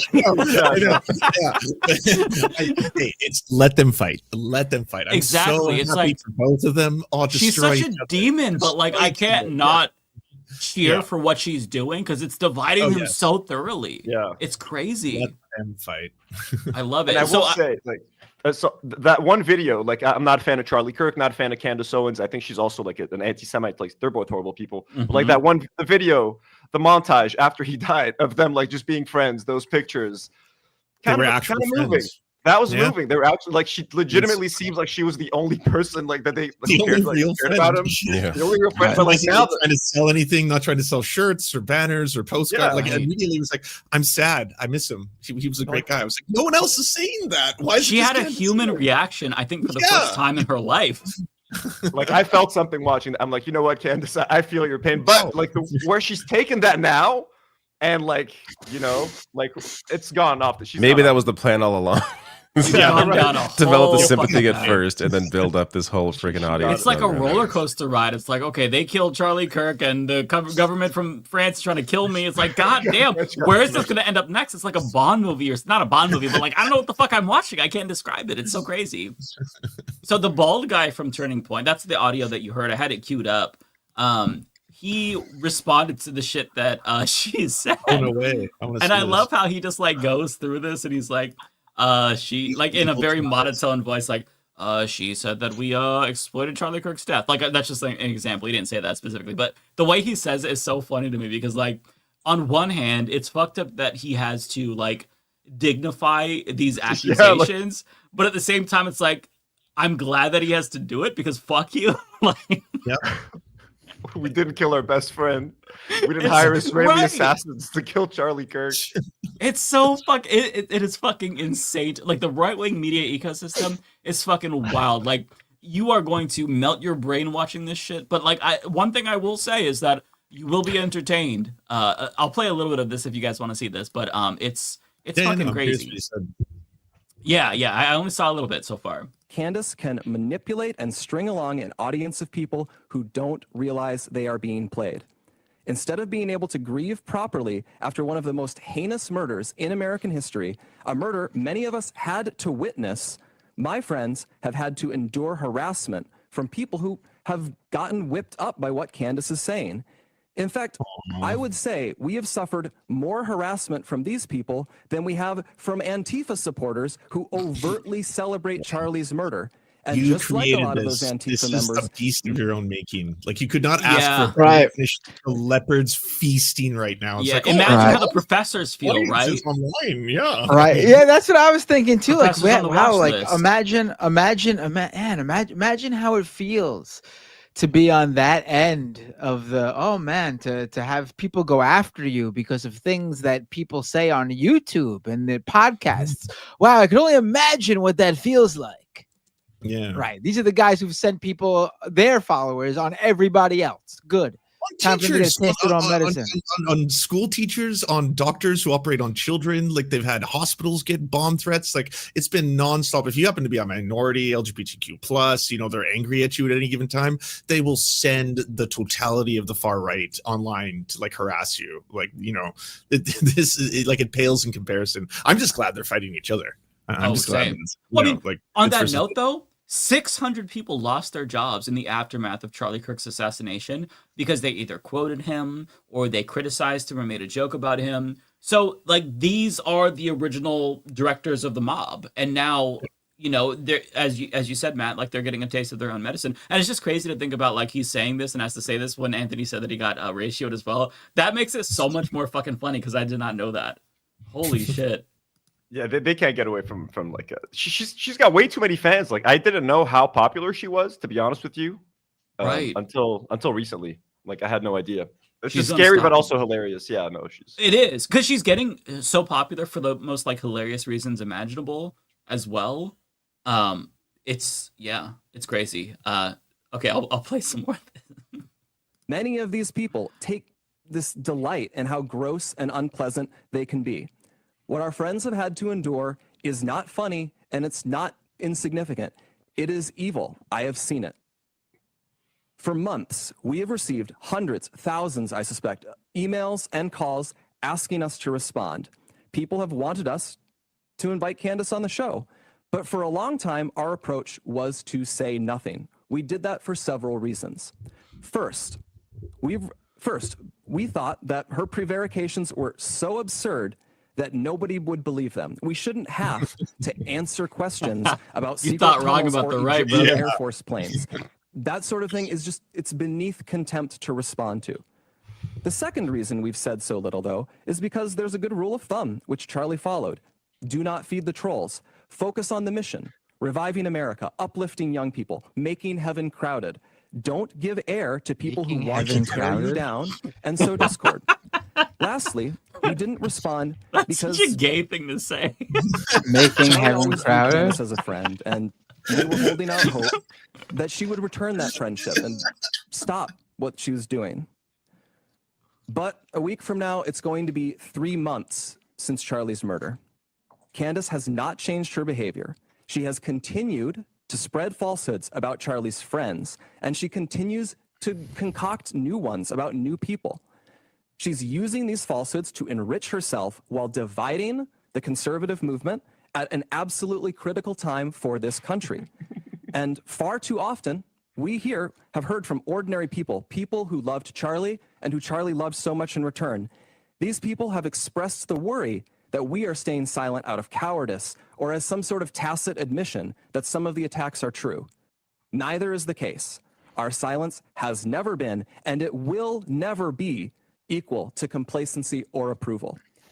Still, we decided Charlie would not allow this to go on. Charlie was not a coward. Charlie was a fighter. Charlie would not allow someone to spread lies about the people closest to him with impunity. and he would feel ashamed if other people were stepping up to defend his friends while he never did so himself. Candace has mentioned several times that the ball is in our court. So here's what is going to happen. In the near future, there will be a live stream here in Phoenix where we address in a clear and comprehensive way the claims and accusations, the false accusations that have been made against Charlie's family, friends, and the people here at Turning Point. We plan to walk through everything carefully and thoroughly. If Candace is available, we would sincerely welcome her participation in that live stream at our studio here in Phoenix.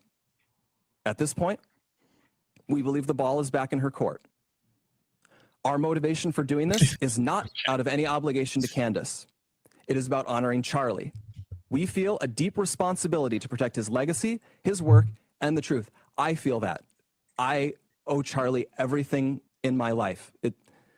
I feel it immensely. You better sing the song at the end of this. I know. I feel like this prepared legal statement is not helping their case. Like, No. especially for their audience, like that's not going to land at all. How do you do a live stream to prove you didn't kill someone? Like, how does that go? Like, what do you pull up like text? Like, here, I'm complimenting his sweater. Like how does that even? How do you navigate that live stream? Like, Turning Point USA to finally dispel the myth that we had anything to do with Charlie Kirk's death. We are releasing a book countering that fallacy by letting you all know what we would have done if we did, in fact, kill Charlie Kirk. That book is called "If We Did It."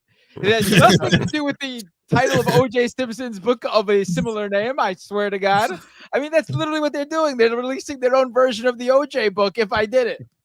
I will say it's extra funny because on Twitter, Candace Owens agreed to the event in person, I believe, and all of her fans were like, "No, they're gonna kill you. This is insane. This is insane." It's so fucking funny because like they're creating conspiracies about it because like, wait, why did they want you to meet at this specific venue, this location? It's like, bro. This is fucking insane. This is like movie shit. Like, why do we need to watch any movies when we have this available? It's crazy to me. Oh my God. I will watch that. Yes, absolutely. And like, again, I'm not a fan of like any of like litigation, but like, shouldn't they just like sue her and like, listen, we're not even going to address this. Like, just we're going to court. Like, this is insane. Like, just accusing us baselessly, unless she has the receipts. She says she has all the evidence and the paperwork and the. She doesn't. I mean, like, okay, so if you look at her lawsuit right now with the Macrons, that is a situation where she is claiming Brigitte Macron is actually a man, a cis man, right? And so the evidence that the Macrons had to provide is very simple. Brigitte Macron is a cis woman and has given birth to 3 children. And so, like, that's an open and shut case pretty much, right? Like, there's nothing you can do beyond that. She has 3 kids. That's a matter of fact, like, you know? So she tried to get the case thrown out of court. She couldn't. And now that's going forward. And immediately as things are getting worse for her, suddenly France is trying to assassinate her, and the French legionnaires are part of the conspiracy that actually got Charlie killed, and she has evidence. So I think if Turning Point USA went down your route, Anthony, she would also turn that into content. Yeah, right. How does she even have the energy for all this? Like, you know? I can barely get out a video a week. Like, she's like live. She's like 100,000 people. Oh my God, it's a conspiracy. Like, how do you do this? I don't. It's stressful as shit, dude. It seems. Super oh my stressful. God. I lost the thread. Like, when my understanding was that they thought that it was Israel that killed Charlie Kirk. So when did it branch off into France killing Charlie Kirk and Turning Point? When Candace Owens started to have legal trouble with Macron. Just so happened to coincide at the same time. Yeah, that's it, pretty much.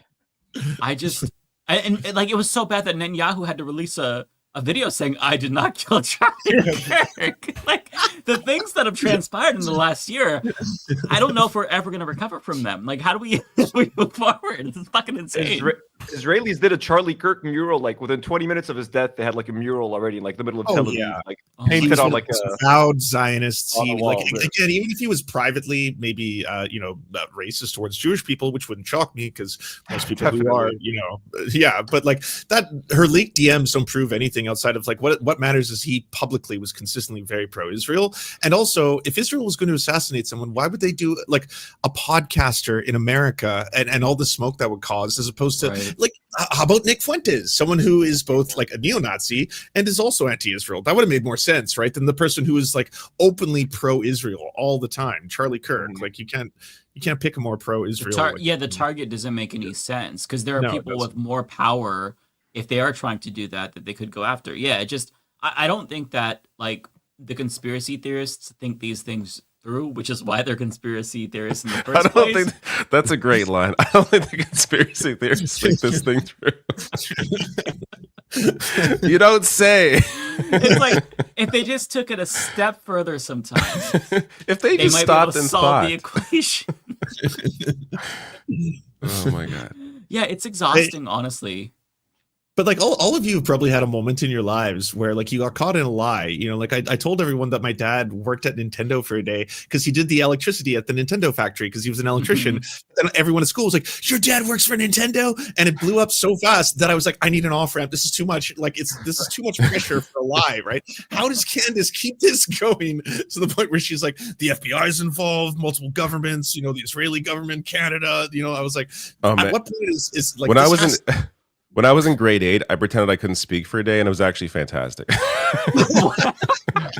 Like I had like laryngitis or something. I just didn't speak for the whole day, and I did it. I didn't speak the whole day, and it was awesome.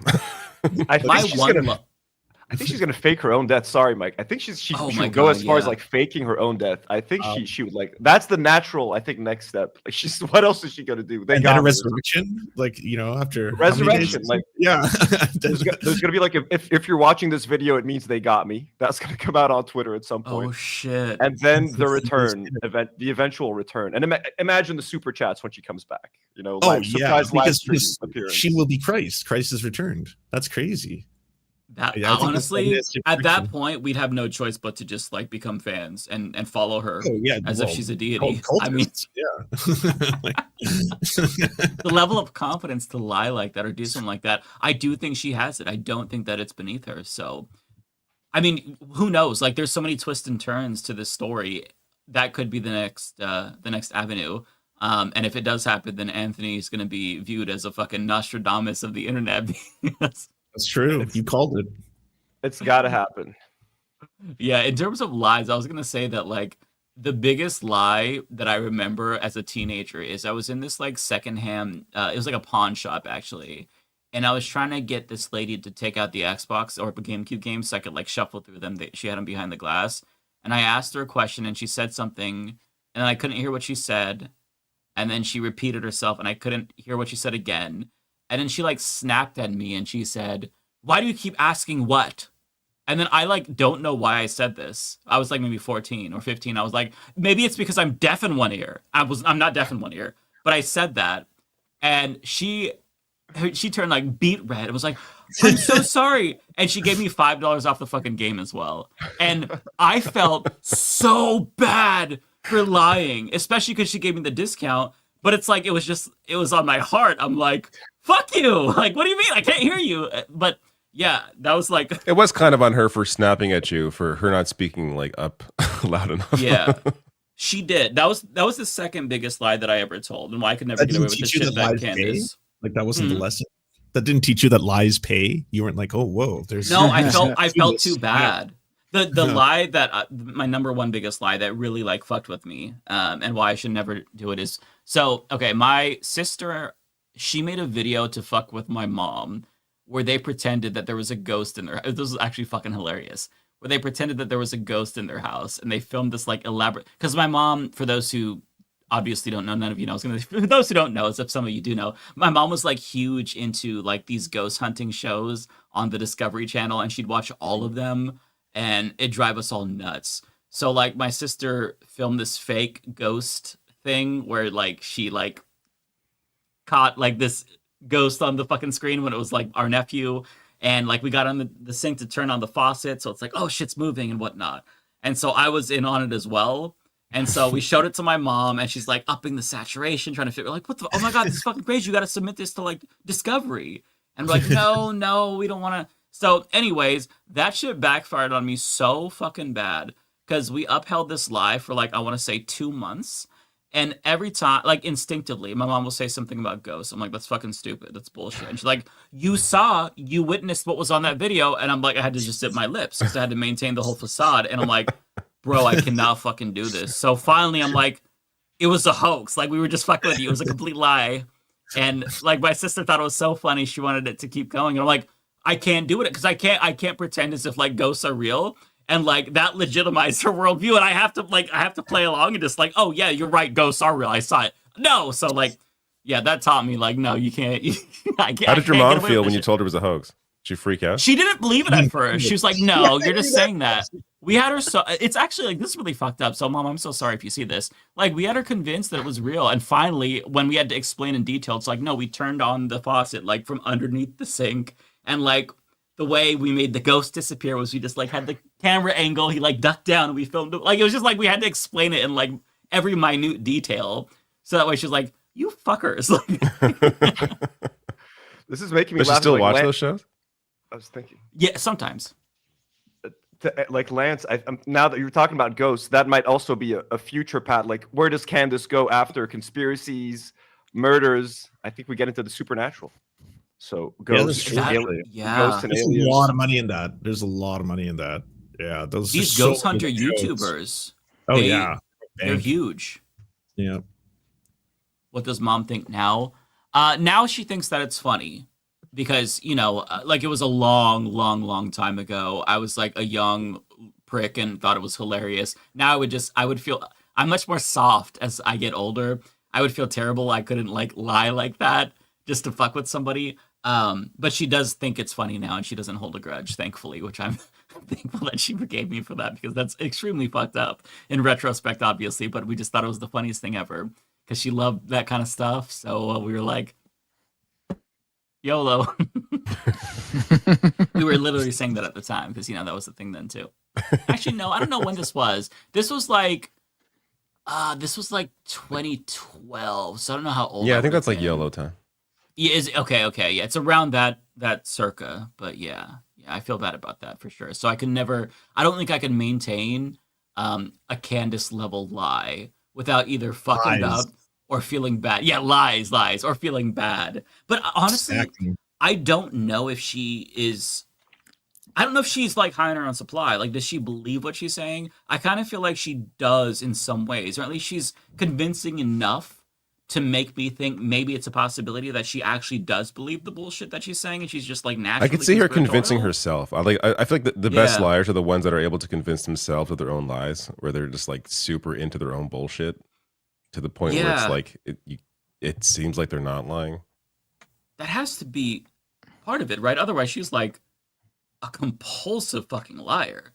Especially the level of the lies. Like, it's lieflation. This is a term I'm stealing from Kyle Kalinske, where like you say one lie and it just keeps going up. It's got to get more outrageous and extreme. Lieflation. That's To great. where the lie just gets worse. I don't know. Not wrong. It's a lot. Yeah. I don't know what to do with these people except watch and comment. Yeah. Maybe subscribe. That's great. No, I'm not gonna subscribe. I'm gonna jump off though. I'm getting sleepy. But it's Same been here, David. great, Anthony. It's been great meeting you. It's great to have David, you same on. here. Thank you so much for having me. It was very nice to be here. I will see you all. Merry Christmas and Happy New Year, David. This is my last episode of the Leftist Mafia. That's right. I will see you. Oh, is it really after. the last episode of the year for you? Wow, already? It's my last episode, period. I'm leaving the show. He's retiring. Yeah. Really? No, I'm So- not. so- Yeah, so- so I'll be back the first, not the first Thursday. I think that's New Year's Day, but I think it's like the 8th. I'm taking a little bit of time off, and I don't like to publicize that too much because then you motherfuckers aren't going to watch my content that I post while I'm away. And I worked very hard on it. It's not just useless filler. It is very good content, at least like I by will my watch. standards. Thank you, Lance. Yeah. We're always watching. Yeah. Well, I Always- appreciate that. I've got to take a little bit of time to. Oh, I'm trying to get rid of that. Just like I guess repair my brain because this year really did a number on me, and I think that if I just enjoy the holidays and kind of unplug and not watch politics, it might do me might do me some good. So I'm gonna do that. I think it would do everyone some good to do the same. Yeah. Yeah. So it's gonna be a slow couple of weeks for me on the channel, but that's the goal. But should we get to super chats? Yeah, well, before that, why don't we let Anthony plug his channel where people can find him? And also, if you don't know, you're welcome to stay for the super chats if you like it. Some people are like, I'm finally able to get off and I don't want to be here anymore. Other people are like, I don't mind super chats. So it's totally up to you. Yeah, for those who don't know, it's the middle of the night in Lebanon right here, and Anthony is here. So yeah, it's what time is it? It's 5 a.m. now. I started you guys, so 5:30 for you guys was 3:30 for me. So it's now 5:18 in the morning, but I stayed up just for this. I'm happy. I'm a big fan of all you guys, so I'm very happy to be here. I appreciate that. We appreciate that so much, Anthony. We enjoyed having you. Yeah.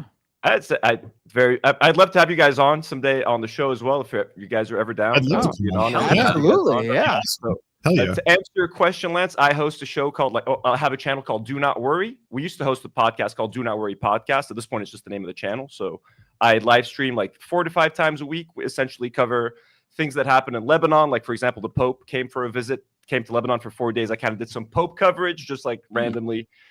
We talk about Palestine, stuff that's happening in South Lebanon, the war, a lot of like Ethan Klein coverage. Recently, we just talked about the Casey Tron lawsuit and the dangerous precedent that Ethan is trying to set with these lawsuits, going after just like random creators and trying to ruin them financially.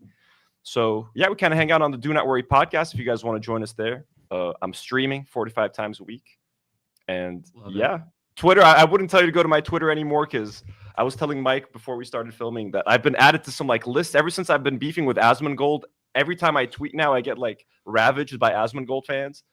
And I noticed that I've been added to like Twitter lists. So anytime I tweet, whether you follow me or not, certain people are like notified and they just like get in your replies. It's fucking annoying, but you got to get used to that stuff. That's fucked up. That's crazy. Yeah. It's very annoying. And I literally like Asmongold beefed with me for literally saying that like I don't think Casey Tron should lose her home for reacting to a YouTube video. Just saying that was enough to drive these people insane. So controversial. Right? I find posting about her at all online now, you'll just get like hundreds of replies of people who are so angry. Not even just like, fuck you. It's like they actually are just like, you are basically trying to destroy all men. You don't know a grifter when you see one. Like, you're going to die. Like, you're just like, wow, this is intense. Like, I can't imagine what he has to deal with. I got a guy, man, I got a guy sent me like a Instagram DMs, which I didn't answer to. Then he sent me emails like, hey, you didn't read my fucking message, you piece of shit. Like, I'm like, Jesus fucking Christ, man. Pay attention to me. Insane. Just for being like, she shouldn't lose her home. So wow. Spicy take. That it makes me sad. That whole situation makes me so sad. My heart goes out to Casey Tron and Frogan and Denims because that is it's very sad that people use their wealth that way. I mean, it happened to Ethan and Elon. I felt very bad for them when Bold Guy, I think his name is Matt Haas, sued them. I felt very bad for them, and I feel bad and kind of just sad that they're doing the same fucking thing. It's gross. Well, Ethan got sued by a guy called Ryan Kavanaugh a couple years ago for streaming a few seconds of like a Jake Paul versus like some other influencer fight. And then he got sued for like copyright infringement, and he ended up losing that lawsuit and ended up having like to settle and to film a public apology on his own podcast, which was considered very embarrassing for him. So essentially he's just trying to make these other people go through the embarrassment that he went through. Since he had to feel that shame and like record a 2-minute apology and say that he was wrong, he wants to make other people do the same thing. He was never really about copyright. He doesn't care about getting like, what did Casey Tron, how much ad revenue did he miss out on by Casey Tron watching his video? Nothing. Negligible. These are always about creators by comparison. Yeah, it was always about forcing them to read this like embarrassing apology, exerting some kind of control over them. And anyone who called him a Zionist, essentially, anyone who called him a Zionist over the past 2 years, he's trying to find a way to get back at them and get back at Hassan indirectly through people that he knows or who he associates with. It's been nonstop. It's fucking crazy. Yeah. Maybe the internet was a mistake. Maybe it feels like that many times. Yeah. Yeah. Maybe if we just all left permanently, the world would be better. I don't know. It's really depressing. I hate it all. Okay. Did you want to go first, Lance, and read your Yeah, I can comments? go quickly. I only have two. Okay. Looney Tunes 9000. Thank you for the $4.99. Usually I would post something funny, but I want everyone to know that the ice raids have started here in New Orleans yesterday. Thoughts? Thanks, guys. Other people were mentioning that, asking if we'd talk about it. I don't know if any of you know about that, but ice is now entering New Orleans, and they're doing the icy, fashy stuff. Not surprising at all to me. That's fucked. I saw that, and I don't know if that tweet was accurate, but that they were deploying ICE in Dearborn now because there's a whole like Muslim scare ever since the attack in DC. So like I think there's going to be a lot more ICE presence in Arab areas, Arab Muslim areas. But I don't know how accurate that is. But yeah, I wouldn't be surprised. I think it is. Yeah, I think it is happening. There's a lot of ICE activity in Portland, Oregon, and also in Beaverton. For those who don't know, Beaverton, like that whole area, Hillsborough in Oregon, has a huge Latino population, and it's scary. My niece works in Portland, and she's a Latina, and she like sees ICE, and she's like, because I mean, it doesn't matter if you're a citizen; it's just if you're brown, they target you, and it's genuinely just chilling. I'm worried my family lives in the States, so if I go to visit, I can look, I'm vague looking, they don't know what I am, I'm brown, I have a beard, like I could just be as easily stopped. My family could be stopped if they're speaking like anything other than English. There's a Lebanese guy who had opened a Trump burger restaurant who got deported. That's right. He was Lebanese, weirdly enough. Yeah, it doesn't matter if you're like a Trump loyalist. They'll go after you. They're even going after so many in the Cuban community, which I think predominantly voted for Donald Trump compared to other Latinos. And that's just fucking like it's just so draining because there's really no escape. The one positive thing that I will say is that Americans in certain communities that are affected, like they've done a good job. I can't speak for like all communities, but like at least in like communities that I'm familiar with in Oregon, they've done a really good job at forming like neighborhood watches, like an ICE watch to let people know like when they're there, and they'll have teachers escort students to school with Latino families and whatnot. And it's nice to know that people are taking that seriously because like public officials aren't doing enough, but there's a lot of like underground training for like what to do if ICE approaches you, and they're these are in English and Spanish, and they're being organized even like more rural areas in Oregon, and seeing that is actually really encouraging because if people just know their rights, it's not going to save them, but it will make them better off in the long run for sure. Joseph Care 27, thank you for the $5. You're in my top 5 because you cover gaming. Young Ye is my top channel, and I got Curious Mind because I watch a lot of history and current events videos. Thank you so much. I didn't know that I got placed in someone's top for gaming, and I don't actually cover a lot of gaming, so don't know how that happened, but that's cool.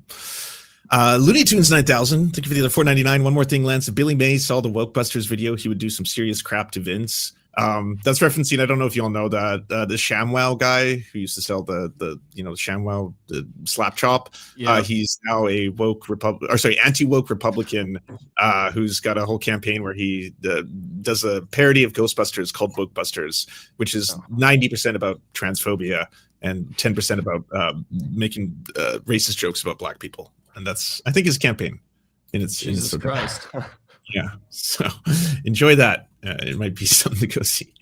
And then finally, thank you to Leftist Gamer Girl for subscribing. Thank you to ACAB Forever. Thank you to Cassie the Lioness. And also thank you for the raid Dead Domain. Take it away, everyone else. All right. Did you want to read yours, Matt, or did you want me to read mine? You can go ahead. Yeah, sure. All right. So Lizzie Bennett says, controversial take. I'm glad that Hillary lost. She gave us Trump in the first place. After that speech she gave, it's clear America would lose either way.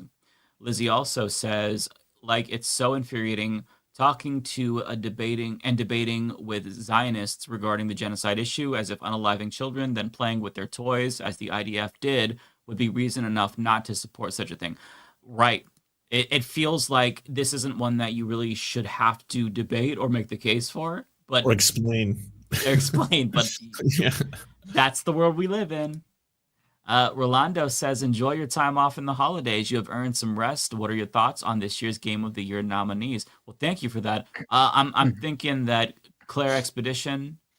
Claire Obscure Expedition 33 is going to take it. My personal game of the year is Donkey Kong Bonanza, because I'm a sucker for those kind of platformers. But Claire Obscure Expedition 33 deserves it for sure, and I think it'll win. Jim says a small gift on behalf of the Do Not Worry community. Oh, that's so kind of you. Jim's awesome. Anthony's viewers showing up. Love to see that. Love to see the Jim is one of our. We call him Mayor Jim. Awesome.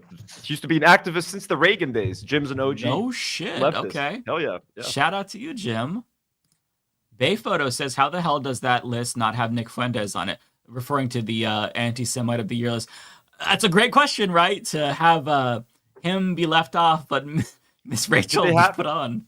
Are they trying to avoid like duplicates with last year? Because last year they had Hassan Piker on, they had Candace on. They're both missing from the list. Are they maybe?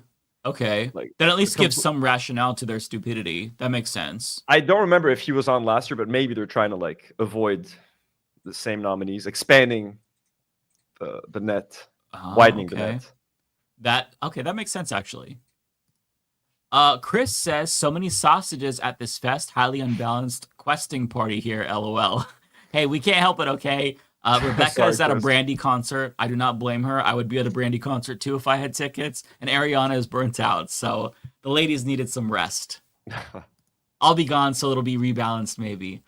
Nintendo Gaming Channel says, my opinion, if you choose to go to the U.S. under U.S. Nazis Party, formerly U.S. Republican, might as well go to North Korea and Russia.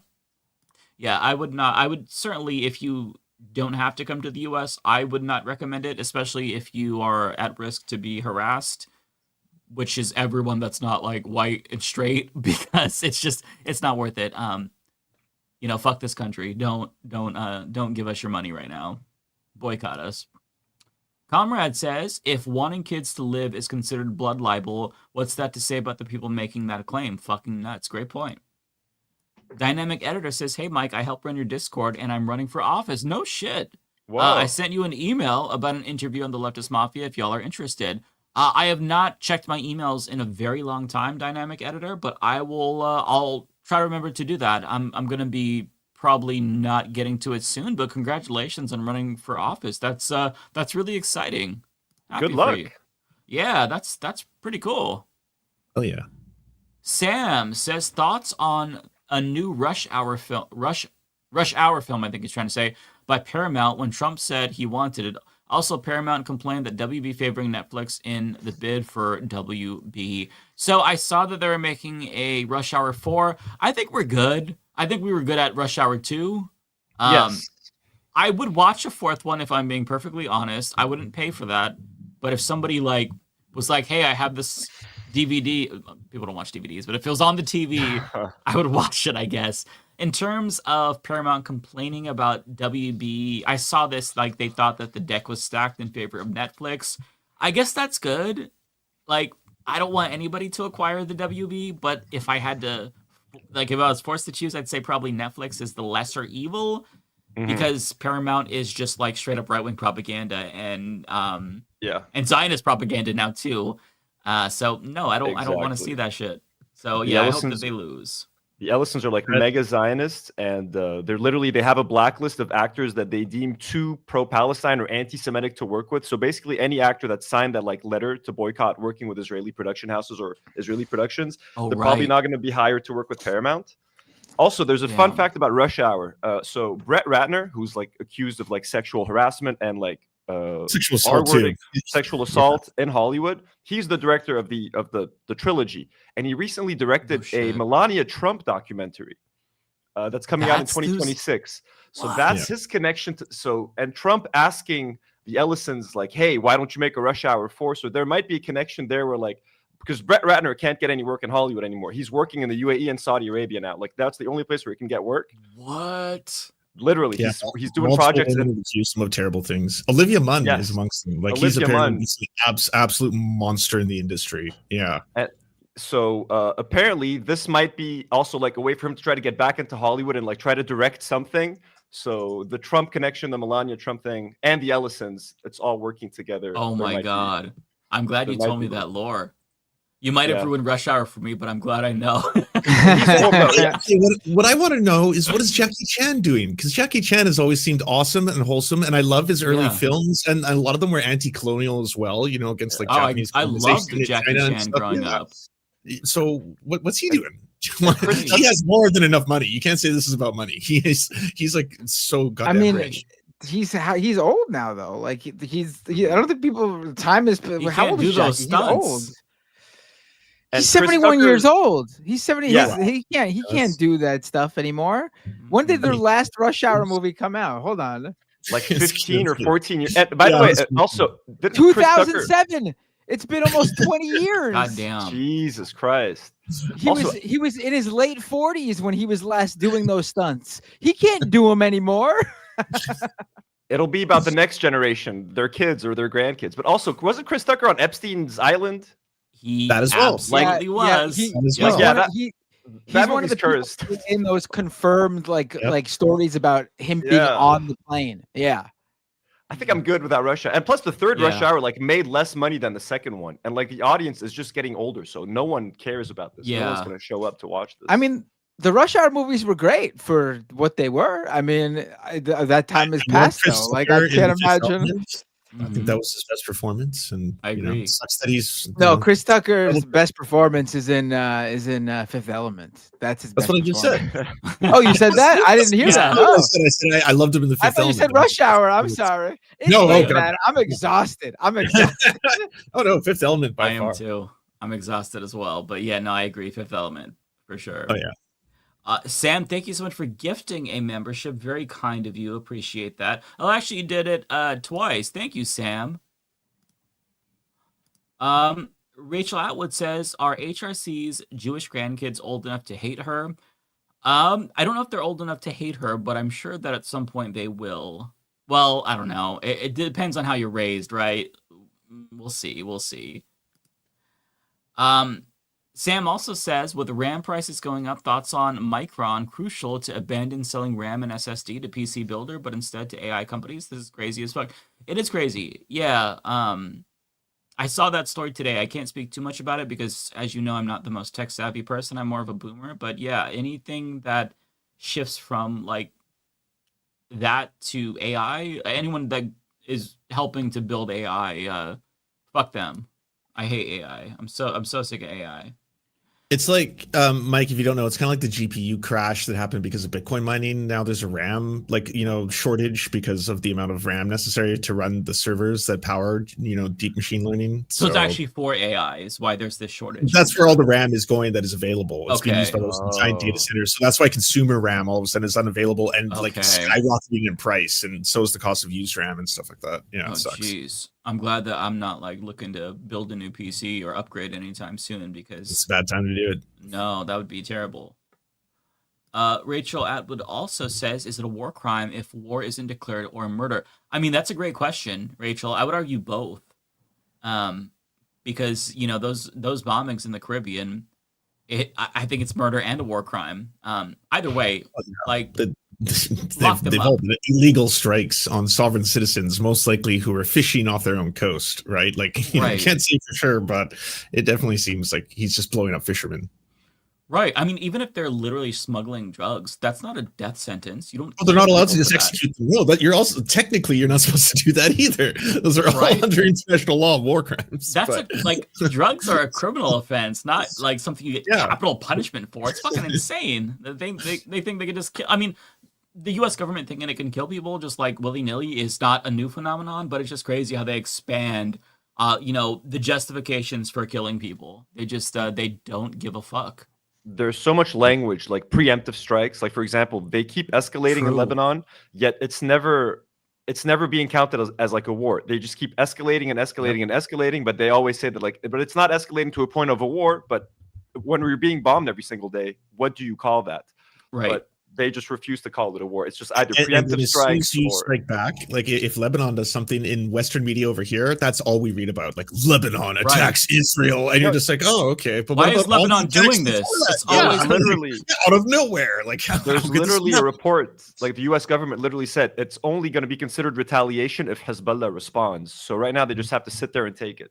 We just have to sit there and do nothing. It's crazy. And Israel is building a wall like 4,000 meters within our border, inside our border, and they're building that wall right now. And there's nothing we could do about it. Literally, like they're taking some parts of South Lebanon right now, and we're Jesus just fucking Christ. sitting there. Yeah, It's so infuriating. And Americans have no idea. Most Americans have no idea just like how loathed we are around the world because we let shit like this happen. We let our allies do it. But the second like a different country does this, then it's like, oh my God, no, you have to protect, sovereignty. It's like we let that happen. We let Israel do that as we're like, no, Russia, you can't invade Ukraine. And Russia shouldn't be able to invade Ukraine. But like, it's just the hypocrisy. Like words have no meaning. Yeah.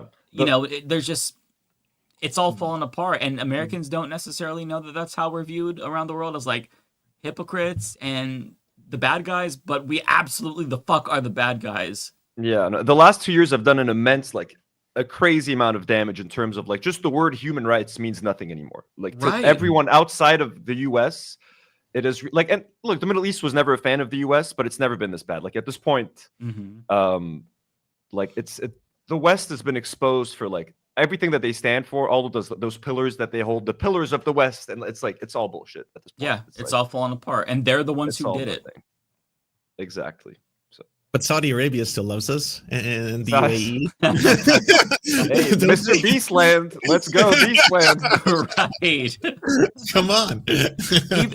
I thought that was a joke at first, like satire that he was building his theme park in Riyadh. It's in Riyadh, right? Like, what the fuck, Mr. Beast? I love that the announcement was literally like the 3D renders, like they hadn't because it was being built by the slaves as he was announcing it. Like all they could show was 3D renders of I'm like, this is fucking insane. And then it just appeared, and then it was just done, out of nowhere. Welcome to Beastland, and you're just like, whoa, that's wow. All right, cool.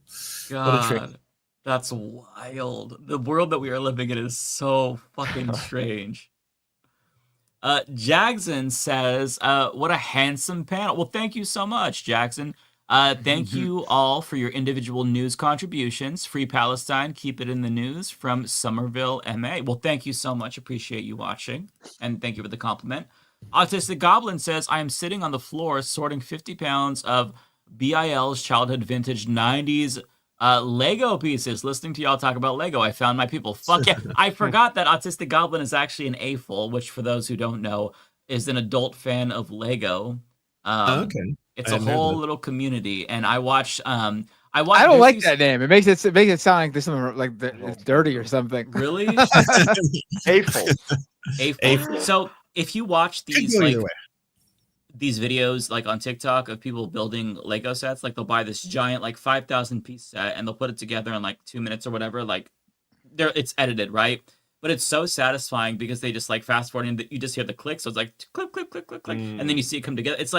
It's one of those like oddly satisfying things, and I really enjoy watching that content. It's very, very it's fun. It's just like really relaxing, and it like takes me out of the mental hell that I'm living in. Yeah, it's a good palate cleanser. I love Legos. To me, I don't know why they always seem so obscenely expensive to me. Like those sets, I'm always shocked at how expensive they are, and it's always more expensive than I like remembered. I'm like, holy shit! Like, yeah, Legos are insanely expensive, and what's crazy is that they appreciate as soon as they like get taken off the market. So like Lego will put out a set, and it's like it'll stay on the market for 2 years, and they'll pull it, and then it'll go up by like $100 on the aftermarket. $200 the next year. Like it's crazy. Like there's a set. It's a Cloud City Star Wars set from like I want to say the mid 2000s. It is $3,500 if you can get that set with all of the minifigures. One in particular, it's very expensive. A Boba Fett. Holy shit! It is fucking insane. Like there's entire investment communities that I found out about with regard to Lego, and I don't like that aspect at all because it's like, dude, like. Just build the Legos. Don't fucking start trying to like make it into an investment commodity. Like just build the fucking shit and enjoy it. But that's how everything goes. That would be pretty amazing to retire off Legos, to have that as your story. Like, oh yeah, I'm retired, man. Legos. I cashed in. I had the right ones.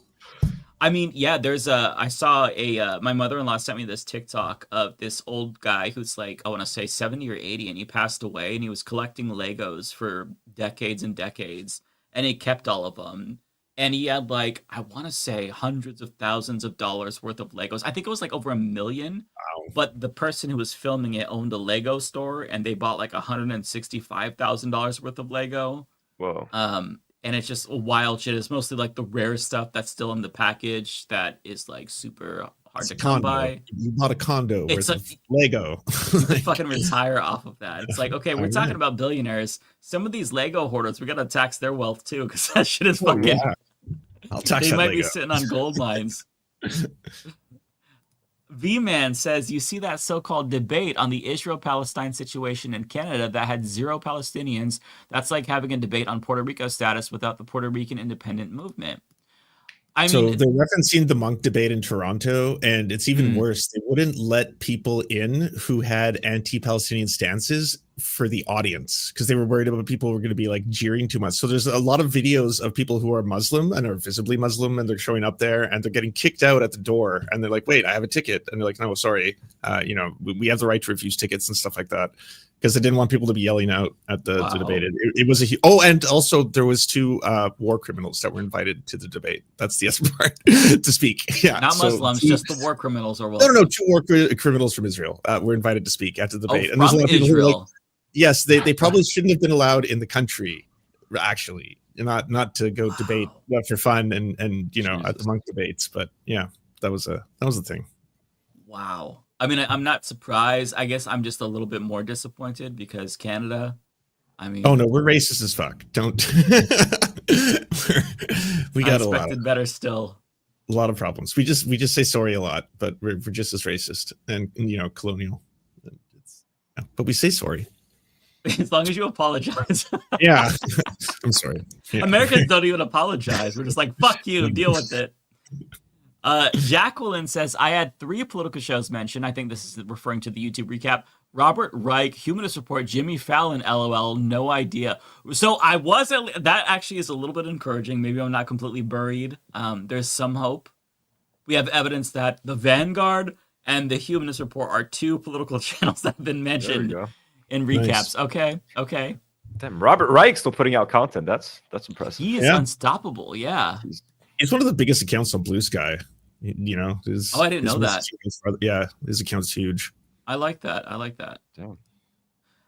V-Man says Afton Bain should run again in 2026 because the GOP won't have the resources to focus on a single district when they have a map's worth of seats to defend. That's a great point, actually. I think she probably will. It seemed like she said she was going to do that. So that's a great point. Yeah, I'd love to see that. Rachel Atwood says Lilith is Kyle's rockstar producer and unsung hero. Yeah, she's been with Secular Talk for a very long time. Shout out to Lilith. Action says, doesn't the left/Dems need a serious form of the Vanguard, like the podcasters, Silly and Billy? I'm just kidding. That does serious investigations into the grifters on the left/Dems that piss away the money.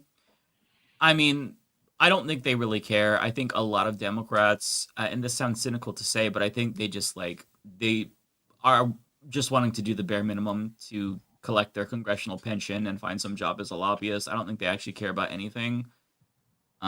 So none of that is something really that's a in their purview. really popular liberal podcast that is, takes it to the Dems. Like, there's a lot of really good ones that they'll say, Donald Trump's a fascist and explain a lot about what's going on, but you don't see a lot of them that are like, oh, also who paves the way to fascism?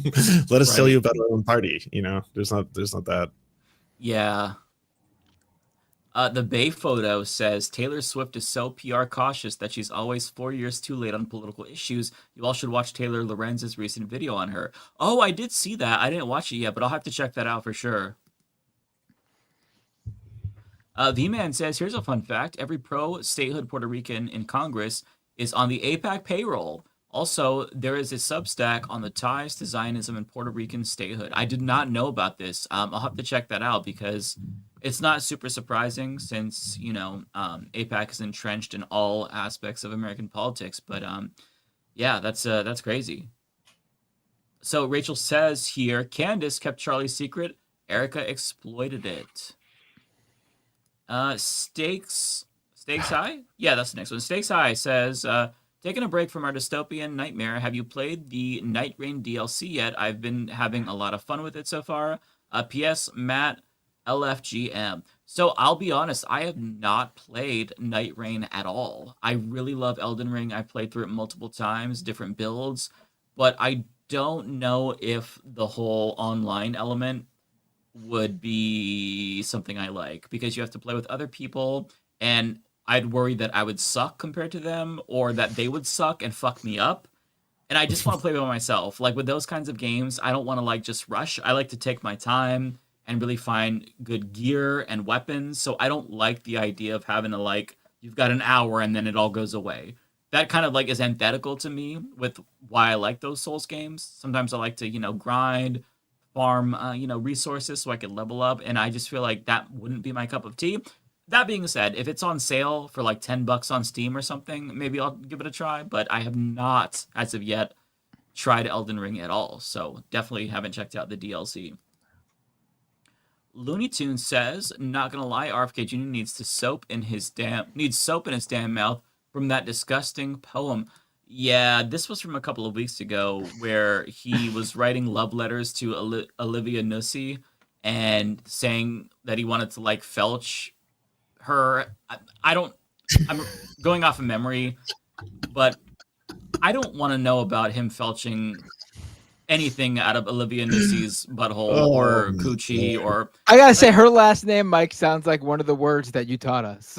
I mean, Olivia Nussi. I mean, that's her name, right? I think that's how you pronounce it. Yeah. Yeah. But it sounds like one of your out of the Mike's vocabulary dictionary. maybe RFK Jr. watches the Humanist Report and he's like, "Oh, her name is Olivia Nussi, so she must want me to felch her or some shit."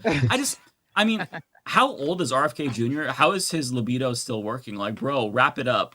Like both literally and figuratively. Chemicals. He takes without a doubt. He's on more. I don't know if you noticed, but like. All the people talking about how like buff or like healthy he looks are insane. Anyone who knows anyone who knows anything about like, and I just know about this stuff because I've been a pro wrestling fan for decades. If you are so jacked that you can barely move your body, you are on stuff. You're not healthy. You're not supposed to be like that. Like everyone knows, like when like in pro wrestling, the really scary guys are not like fucking chiseled. They're just like big meaty dudes, but they're not chiseled. Mm-hmm. Like when you're chiseled like that, it's because you fucking are like you're like basically like filled with helium. Like you'll pop. You can't do anything. You're not healthy. You're not athletic. And I hope you're that just RFK pops. Yeah, that'd be nice. But yeah, like my advice to RFK would be, hey man, just settle down, find yourself a nice wife. You don't need to be hitting up women that are like a quarter of your age. But he already did that. He has a wife and he's looking for some side nussy. I just don't. I hate him so much. Like, what a piece of shit. He cheats on her a lot. Like the numbers are astonishing that I've heard thrown around for the amount of affairs that he's had. Not to mention he's also accused of sexually assaulting his maid. So, and he didn't deny it. Yeah, and he didn't deny it on television. Like he was in a TV interview. Right. They brought it up, and then he was like, "Yeah, there were certainly lines in there that I was not expecting to see published." And it was like, "Wait, no, so it's true." And he was on Epstein's plane.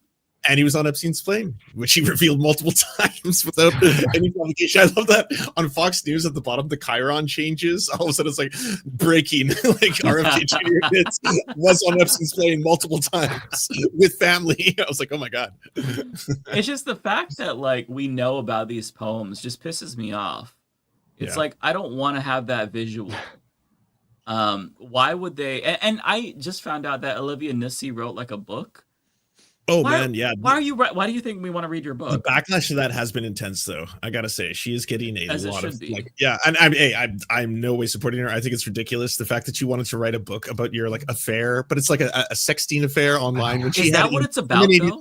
That's what it's about. She had incriminating evidence that probably could have damaged RFK Jr.'s rise to power. She decided not to publish it because she was in love with him, and she was in love with him through a text relationship. Yeah, and then they were having they were having a texting affair and all this kind of stuff. And they never actually did it. I don't think so. I don't think so. Are you fucking kidding me? I'm not joking. And then everyone was like, okay, first off, this is like unethical on every level. Everything you've done here is Right. wrong. That's for a journalist to get a story from a person who you then withheld information about in order to protect him because you were in love with him because of sexy. Like that shit is all really fucked up.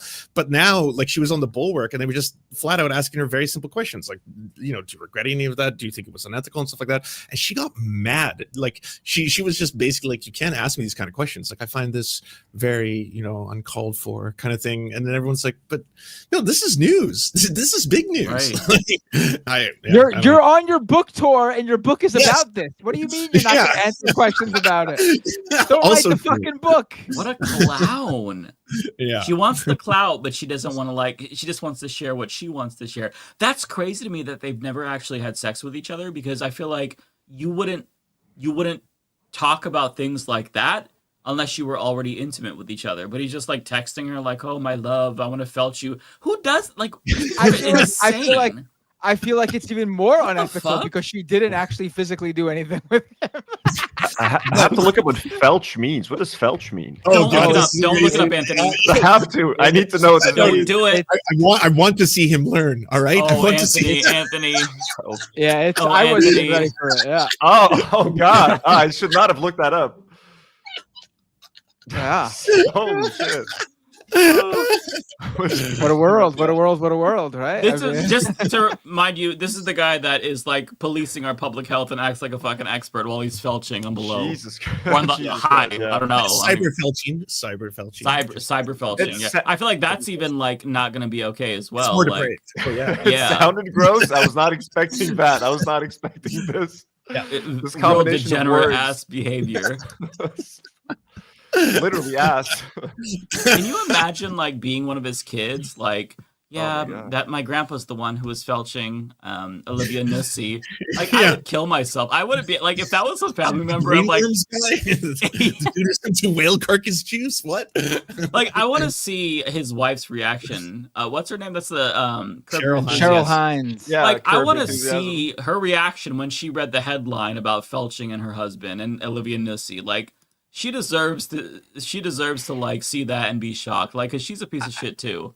I mean, she from what I absolutely understand, is, yeah. from what I understand, their marriage was on the rocks, and then it just wasn't. The 40 anymore. plus affairs were not keeping the boat on course. What was going on I there? mean, she didn't apparently matter to her enough anymore. I mean, she's. All right.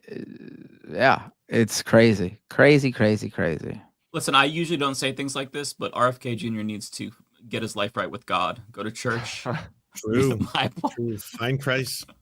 I gotta Find clear my Christ. search history. But why dude. does Yeah, why does why We does just he need know research like history. why Like, does he know no. those words though? Like I really don't get why he knows them. I mean, Like, it he doesn't probably make any knows a sense. lot more than that. True. Yeah. He probably could school all of us. I I would not want to be schooled, but he probably knows way more. Yeah. It's one competition I'm willing to lose. Yeah. He's not some innocent grandpa. He's a sick, perverted fuck. Oh, I mean, yeah. The reason I think everyone goes so hard is he's actually going to be responsible for. We're talking possibly into the millions of deaths from the damage he's doing to like just generations of people who are going to be vaccine deniers, who are going to think that Tylenol causes autism, like all the fucked up stuff he's doing. It's Right. undoing 100 years of science. It's just evaporating because of the work of him. Like he is so evil. Yeah. Fuck that guy. Vaccines will kill you. You can't take them. But just give me a second while I fucking felch some shit out of Some Nussy's journal- ass. Like, fuck you, man. You're supposed to write a piece on me. Like, if you want to keep doing shit like that, at least give us our vaccines, you piece of shit. You don't get to tell us we can't have vaccines while you're fucking felching people's assholes, you sick fuck. Fuck you. It's not healthy to take the vaccine. You should felch. I'd be swimming in shit water too, right? Like, what the fuck is wrong with this guy? That's like his accent. That's the thing. Like his voice and felch. That's what's like making it extra gross. Oh, like, and you I just, know. It takes it to the next level. Matt Yeah. gave that life. He just One, gave it life. one felch a day keeps the doctor up. No. My Stop God. it. No, don't do that. Oh God. I hate these people. I have to move on before I can't think about this any longer. Jay Stein, Thank you for the super sticker. It says fist bump. It's a little emoji guy doing a fist and a bump. Thank you for that. That's a nice palate cleanser. See, this is why we get girls. I agree. Yeah, we always, yeah. The girls keep us like reined in. To prevent the RFK discourse. If you find out you have diabetes, you should 69.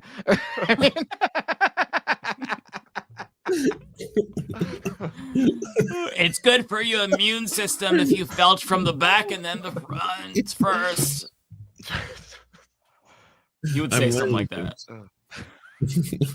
That was a terrible RFK impression, but yeah. Okay. Right. From me, by the way. Matt's was good. Mine was Binder's terrible. got you. Yeah, Binder's got you. Mine just sounds gay. Hepatitis should be cured with bukkake.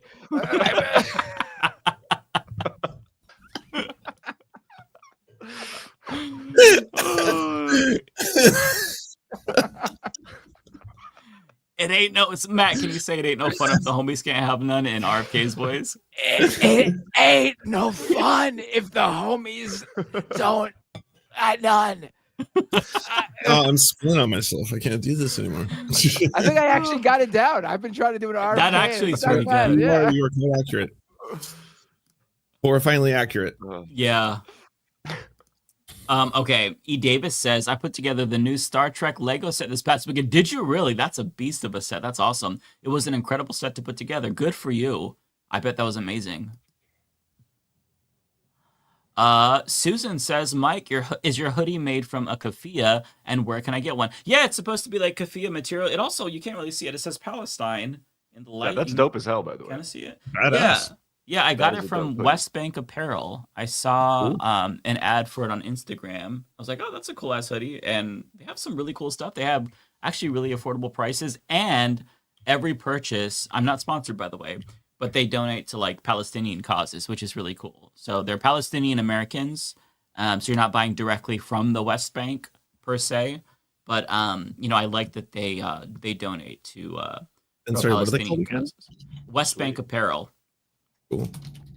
Yeah, that is a dope ass hoodie. I got wrote it this down, keffiyeh too. there too, by the way. You can't really see it on camera. Or no, you can. But yeah, it's a keffiyeh. Yeah. They have good prices too, so and good quality. So I endorse them. Not a sponsor again. Cool. Although I did get it's funny.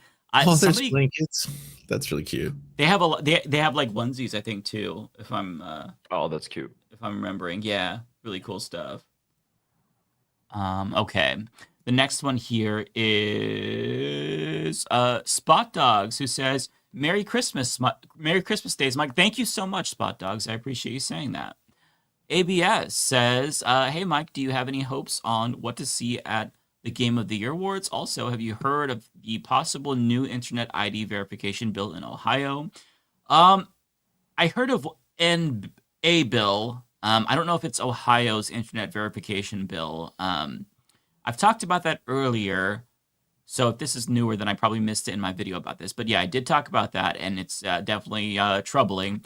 In terms of what I hope to see at the Game of the Year Awards, anything from FromSoft in an online game. Not Night Rain, not Dusk Bloods. I want to see like a normal, like a Dark Souls 4 or Elden Ring 2, like something like that. I already have Neo 3 coming out, so I'm excited about that, but I want something new from them that isn't online, because I don't like online stuff. Someone just sent in another super chat about felching. It's like I can't. Did they understand really? that Oh my voice. god! What have we started? Good felch. Felching. Pendulous says, "Enjoy your break. You work hard. Love you. Mean it." Well, thank you so much, Pendulous. That's very kind of you to say. Celeste said, or no, it's just a member for 9 months. Thank you so much, Celeste. Lizzie says, nah, enough Rush Hour. F. Brett Ratner, F. Jackie Chan for abandoning his lesbian daughter, and F. Chris Tucker for attending that Abu Dhabi film show. I had no idea. That's news. Abandoning a lesbian daughter. That's a what? I used to like Jackie Chan. Come on, man. Everyone's a scumbag in that movie. Every single person involved. Yeah. Damn. Cursed fucking nightmare cursed. blood rotation. Horrible blood Yes. rotation. Yeah. Don't smoke weed with a Rush Hour 4 crew. No. Yeah, they're all bad. Goddamn. Well, thank you. Jesus. 180K Chan says we need to push on Dem leadership to impeach Hegseth, though would not go anywhere, but would mark where individual politicians stand on both sides. I think that's a great idea. They're going to have to circumvent Jeffries because he already came out and said they're not going to pursue impeachment against Hegseth. So the House Democrats, the rank and file, they're going to have to nut up and actually pressure him because Jeffries is not going to do anything meaningful unless they make him do it. Kowalski says, after... Oh, hang on. Yeah, that's mine. Kowalski says, after the gym, I have a post-workout banana. I throw the peel in a yard with a Trump sign. I've thrown 320-ish peels in that yard this year. It brings me joy knowing I'm hated by this guy. I can't tell if you're shitposting like you usually are, but if you are doing that, that's fucking hilarious. It's biodegradable, so, you know, not the worst, not the worst thing in the world. Parker402 says, about 2 hours ago, 4 confirmed killed in boat strike. Really? While we were filming? My God. I don't know what to say anymore. But like almost like I've had 3 major deaths happen while I live stream: Charlie Kirk, Hulk Hogan, and Ozzy Osbourne. No shit. All bit the dust while I was streaming. And they all have like some stuff in common. So I guess you got to stream more often then. Yeah, they're all pretty shitty. They're all kind of shitty in some one way or another. Coyote says, did you see Asmongold's racist rant about Ilhan Omar? I did not see that, but it wouldn't surprise me if he said terrible things about her because he is a piece of shit. I saw a short clip. He was basically saying that like anyone with dual citizenship shouldn't be allowed to be elected into office because like they were trying to bring whatever laws from their shitty countries into like America. So dual citizens shouldn't be allowed to run for office. And he was talking about, I didn't see the whole thing, but I think talking about like her being from Sudan or is she Somalia? Sudanese, right? Somalia. Him talking about Somalia being like a shithole or stuff like that. Yeah. But essentially, like if you're a dual citizen, you shouldn't be allowed to run for office. These people are exhausting. They just like will find any reason to dehumanize and hate anyone who has a darker complexion than themselves. Like Ilhan Omar is more American than fucking Asmongold or any of these right-wing dipshits. She actually cares about like giving Americans health care and giving them a living wage and shit. So yeah, she's the real American. They can go back to Europe, take their asses back to fucking England or wherever the fuck they came from. Fuck them.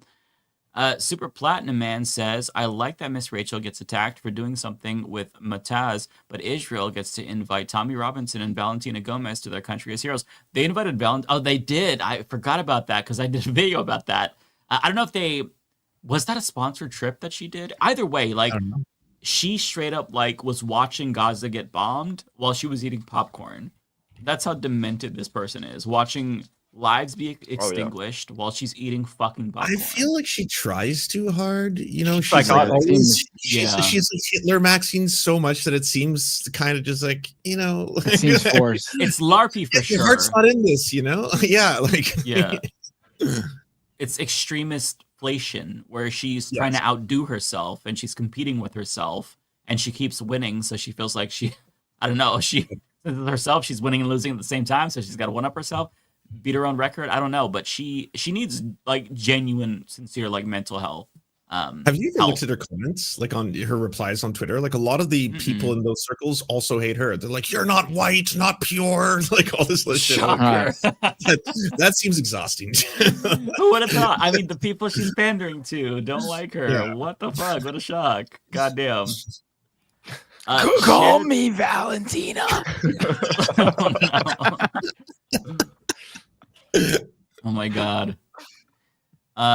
Shared Prince says, have you ever watched Queer as Folk? It was one of my first LGBTQ shows I watched as a teenager, LOL, and we're about the same age, so I'm curious. I have never watched Queer as Folk, no.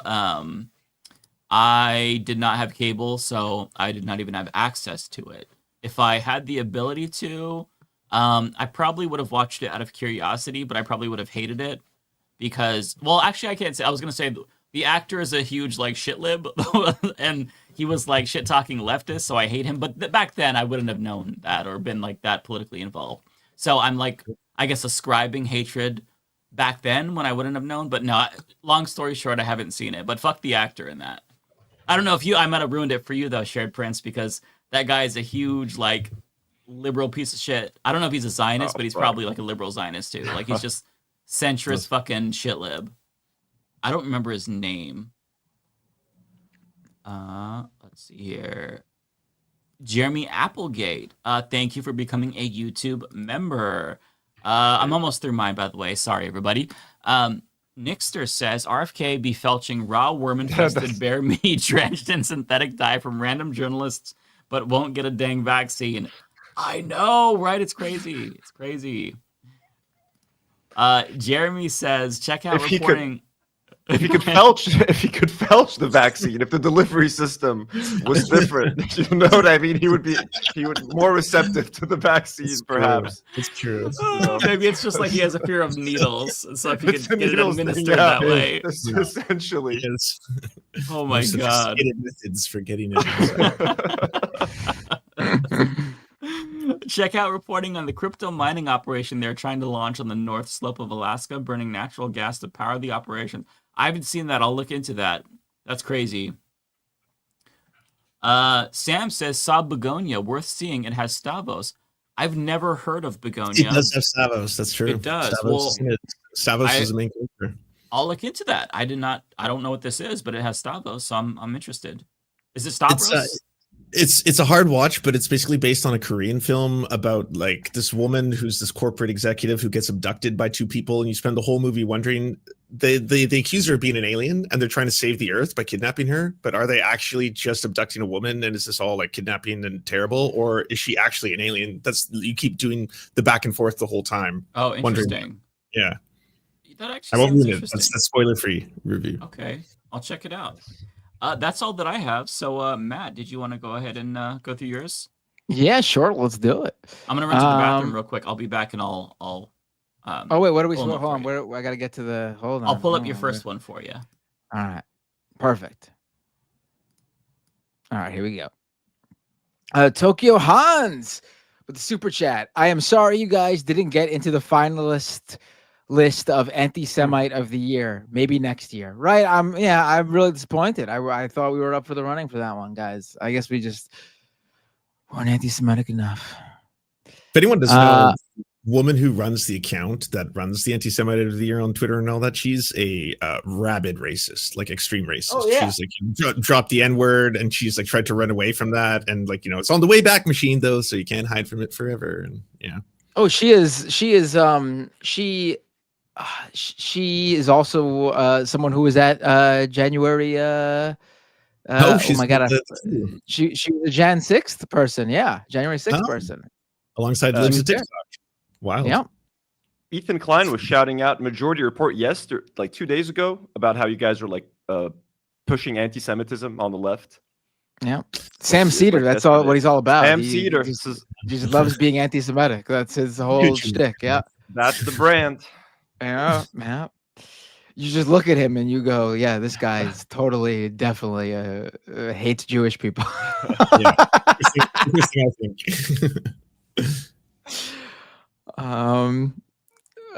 Next we got Rolando with a super chat here.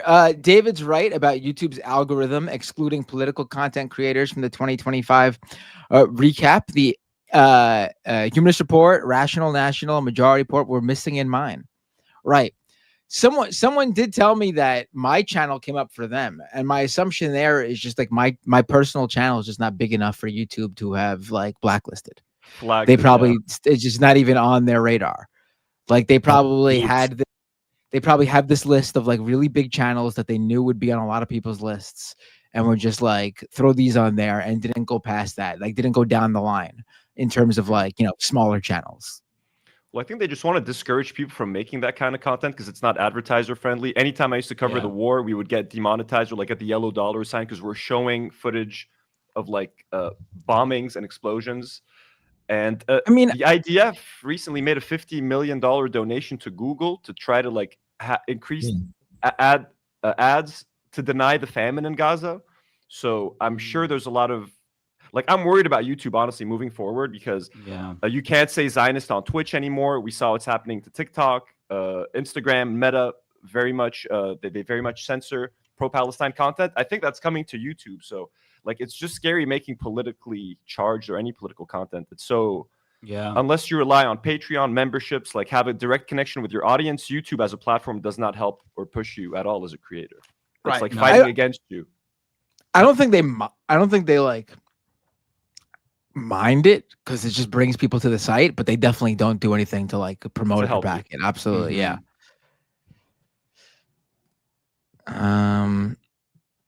Tokyo Hans, another super chat. I just checked my YouTube recap. I think it's broken. Number 1, the majority port. Number 2, Matt Binder. Number 3, the serfs. That's interesting. Really? I don't know. Then maybe who knows what's going on. Well, that's encouraging to see some people say that. Yeah, it's politics is showing up. Also, I'm only number 2. I'm only number 2. Tokyo Hans.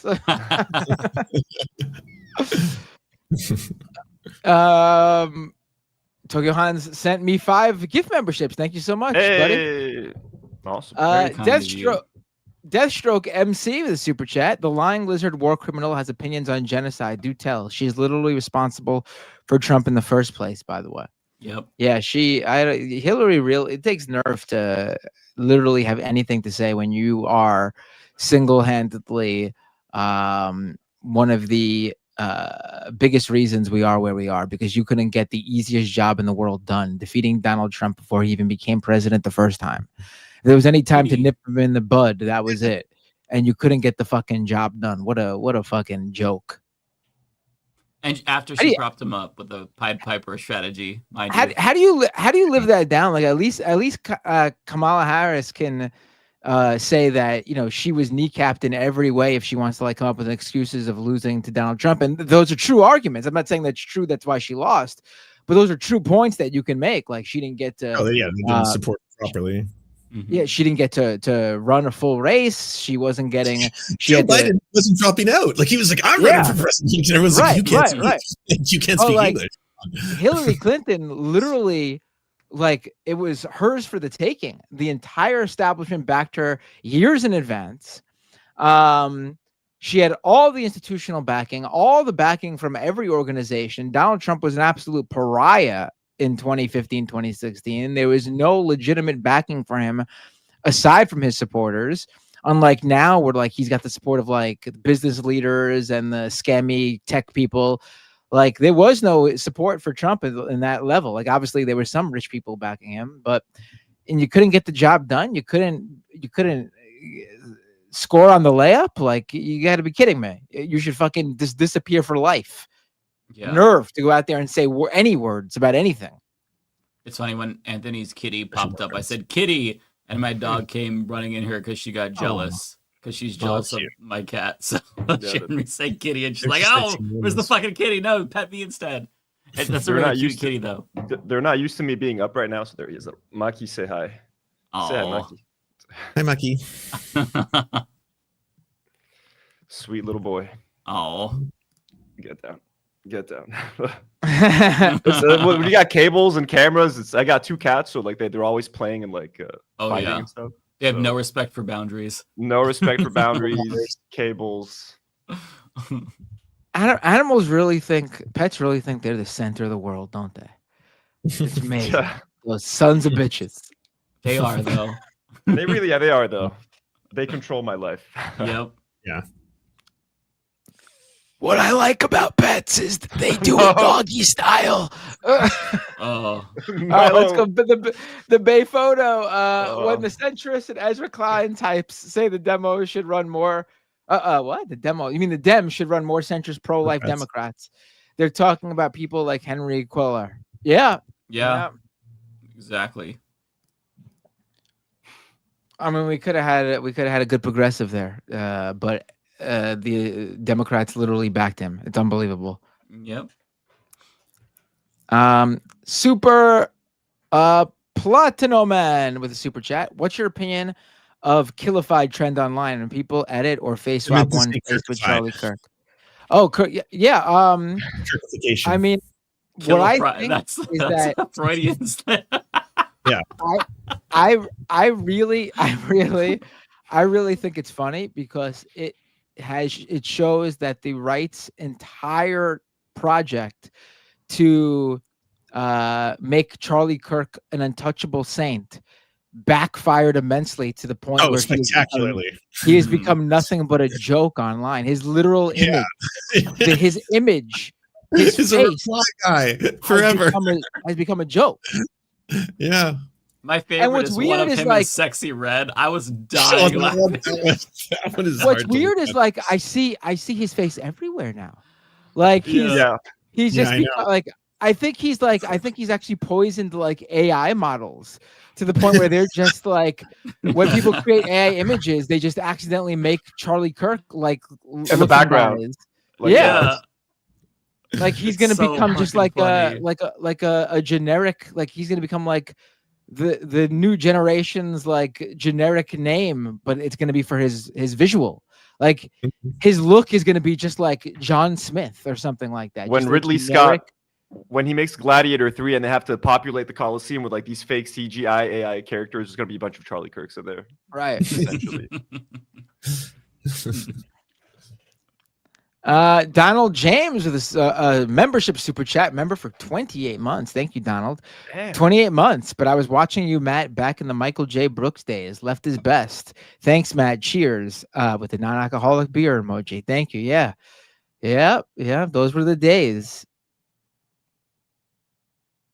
Looney Tunes 9000. Matt in the Hat is the new Mr. Wonderful. Super Platino Man with another super chat. This time 10 smackaroos. Thank you, buddy. Candace came on the scene as Red Pill Black, and folks online exposed her as a liberal who may have voted for Clinton. She was called out by Blair White, and she called her a man. She's very wily.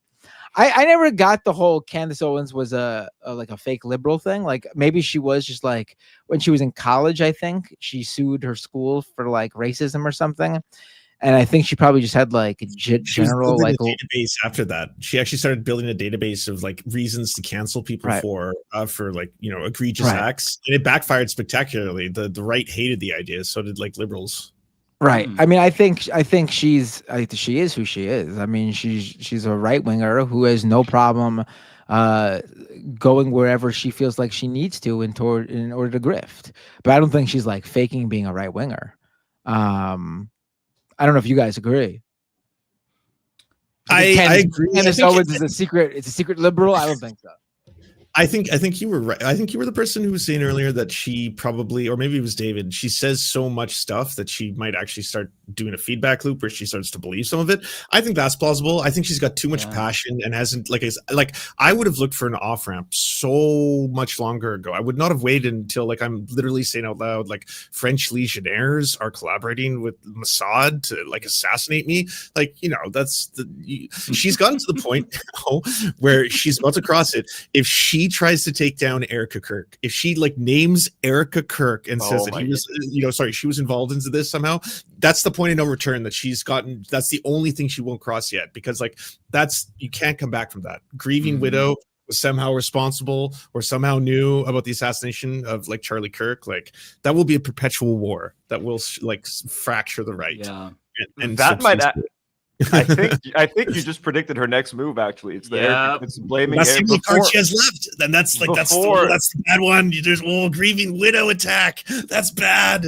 That's bad.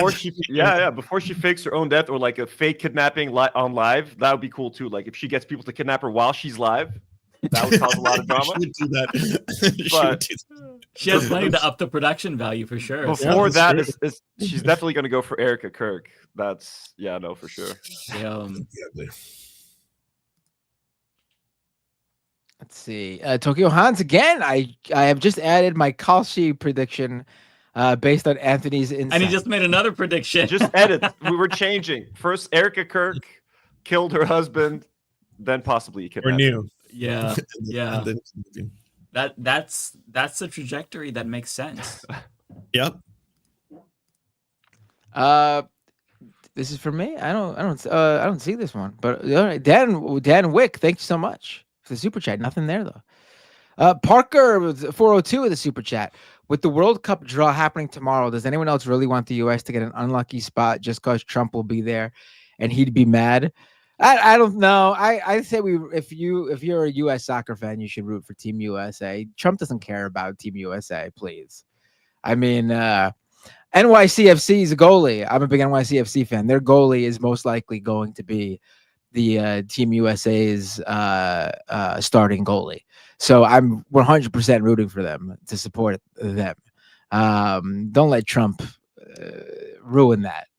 I'm rooting for Haiti. I will not watch, but I'm rooting for them because they are. Yeah, you could root for multiple teams. Yeah, it would be great to see a team from a country win for, like a country that Trump does not like. I would love that. Yeah, it would be fantastic. Yeah. Like if Canada or Haiti, I mean, it's probably like usual. It's going to be one of like four countries that everyone knows is gonna. Yeah, like if it's not like Argentina, Brazil, Germany. the favorites, Germany. Yeah.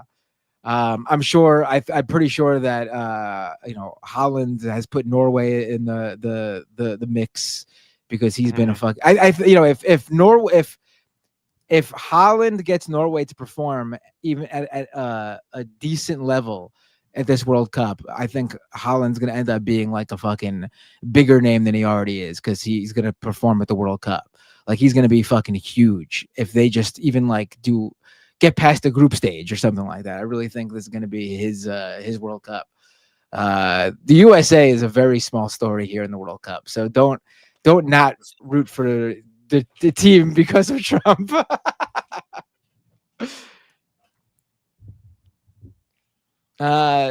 Tokyo Hans again with a super chat. Just want to tell Anthony he's great. We try to watch live, but the time difference is killer. Well, thank you, Tokyo. It was very sweet. I know Tokyo is in Japan, like actually in Japan. And so, yeah, I don't even know what that would be. Yeah, what's the time? There's 9 or 8 hours between me and you guys in PST. I had no idea what the fuck it would be with me and Japan. That's crazy. The other side dope. of the world. That's a different time. That's awesome. Well, thank you so much, Tokyo Hounds. It's very sweet.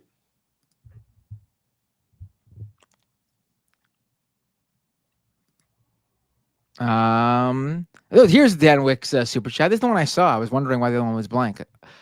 Sent one earlier, but forgot to put a message. Girl, your hair looked good today in the majority report. Take that hat off respectfully. All right. I mean, I took it off at some point. I mean, that's there you go. There you go. So I get to slow motion Do somehow. your thing, girlfriend. It's like a shampoo commercial. Tokyo Hans, there's another super chat. RFK voice. Oh boy, I lost it now. Let's see if I can do it. I don't know if I could say that word. That's the problem. I'm looking at that. I can't do it. I'm just gonna say it in my voice. Streptococcus can be treated by regular Blumpkin. What the fuck?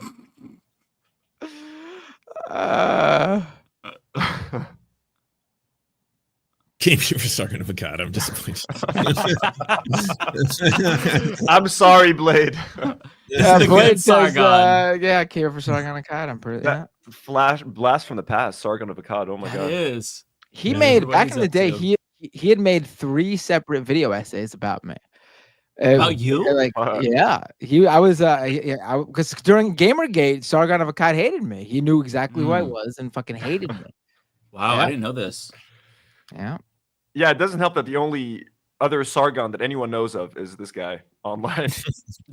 Well, I mean, the original Sargon of Akkad, people obviously know him because that's where the name comes from. That's not an original name. Yes. Yeah. Wait, he didn't make that up himself? No, it's a historical figure, just in case you didn't know. Yeah. Narrator with the super chat. Narrator 6896 says Ilhan Omar is not actually a dual citizen at all. Yeah, she might not be. I think that they just assume that all immigrants have dual citizenship when that's not always the case, or not even usually the case. Like, I don't know. They're just stupid. Chris Corcoran 4515 with the super chat. Will doomed and scam economy ever return? Yes. I do feel horrible every week that goes by. I feel horrible that I haven't restarted it. I felt like how Mike and David have been feeling. You guys are lucky I didn't drop off the face of the earth like David Dole did and not show up for Leftist Mafia too. I was just completely burnt out. I've been doing streams and podcasts like 3 or 4 times a week for years. And like this past, since like not this past summer, since last summer, I've been feeling like absolutely burnt out. And like little by little, I just cut back on things. My goal is to get back swinging because I do feel a little bit more rejuvenated. Also, 3 kids now, so a little bit crazy right now with that's a lot of everything going on. But I think we're back in a routine, and so it should be good. I mean, yeah.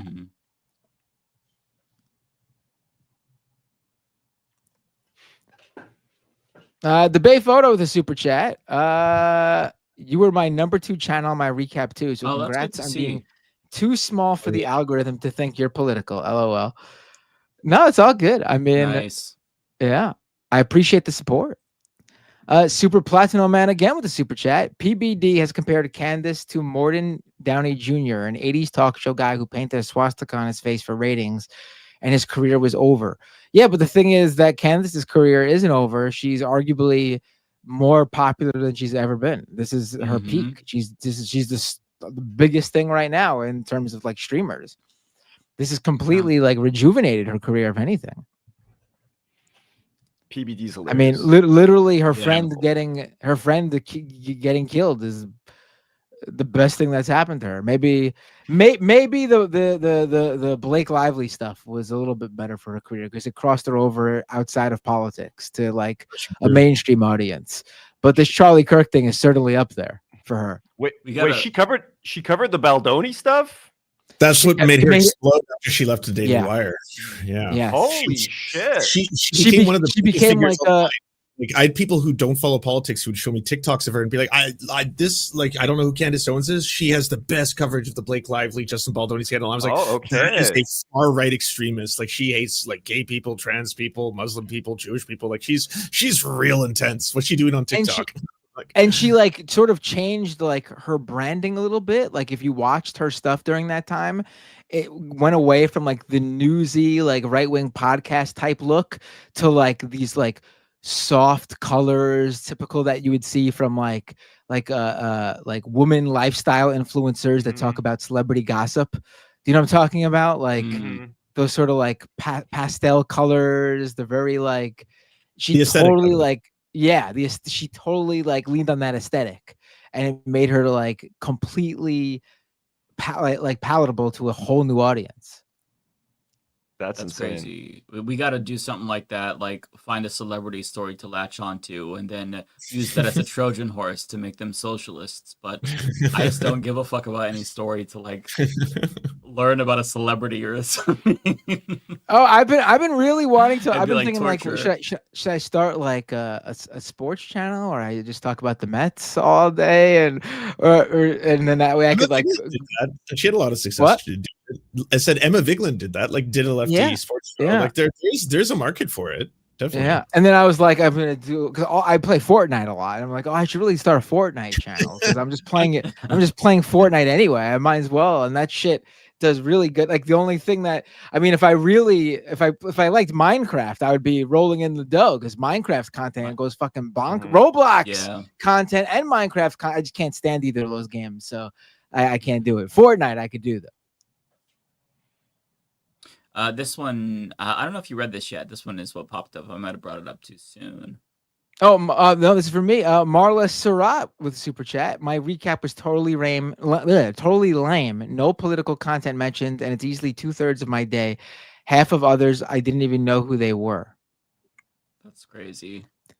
Well, for me, I haven't done my YouTube one yet, but for me, my Wrapped on Spotify was skewed by the stuff I play for my kids.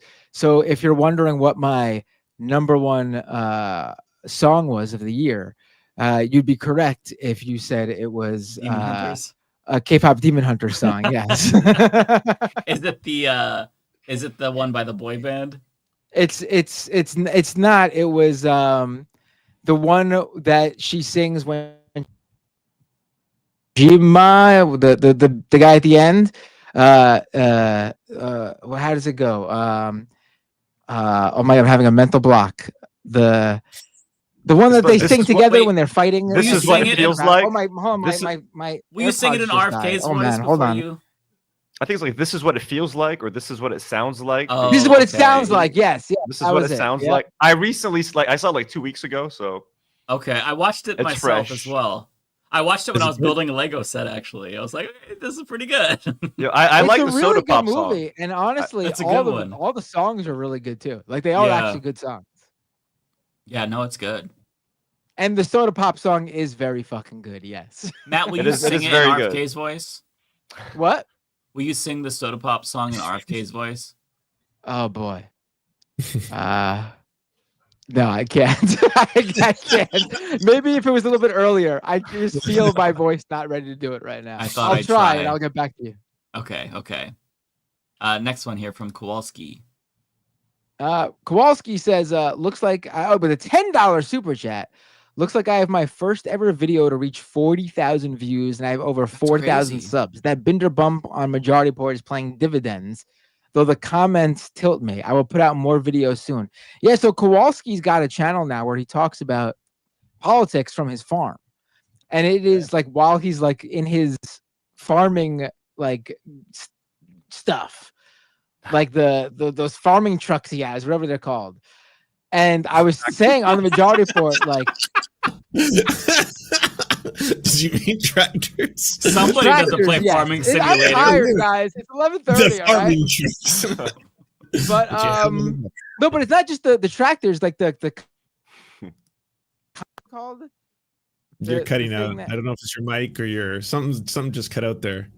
Your sound is gone. Oh shit! How Oh, about you're now? back. Is it fine? You're back now. Yeah. All right. Yeah. The combine or whatever it's called. I almost said the concubine, which is not that.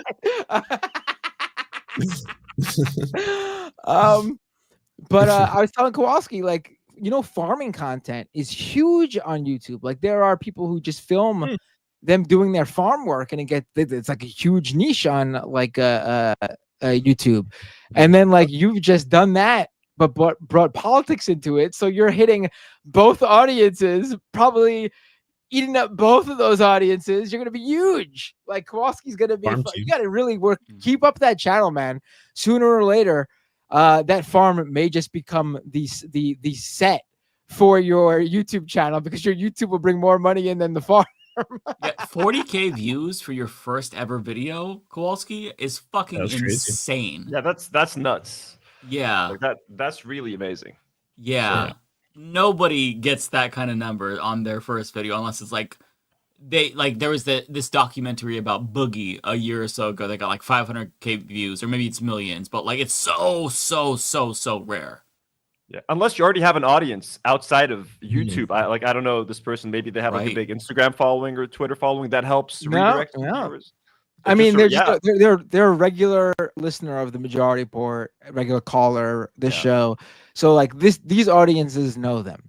But our stuff ain't getting 40K. Our streams aren't getting 40K. Yeah. And if his channel isn't monetized yet, that'll go a long way to help you get the 4,000 hours of watch time, and he already has the 4K subs. So good on you. That's true. Are you monetized yet, Kowalski? You should be now. I mean, by now he is. Yeah. At this point, should be. Lake Trout with a super chat. I'm just waiting for the Prairie Fire Kowalski OnlyFans. I mean, judging by the reaction from the two ladies on the show when Kowalski showed up via video, I mean, that is certainly something you should look into, Kowalski.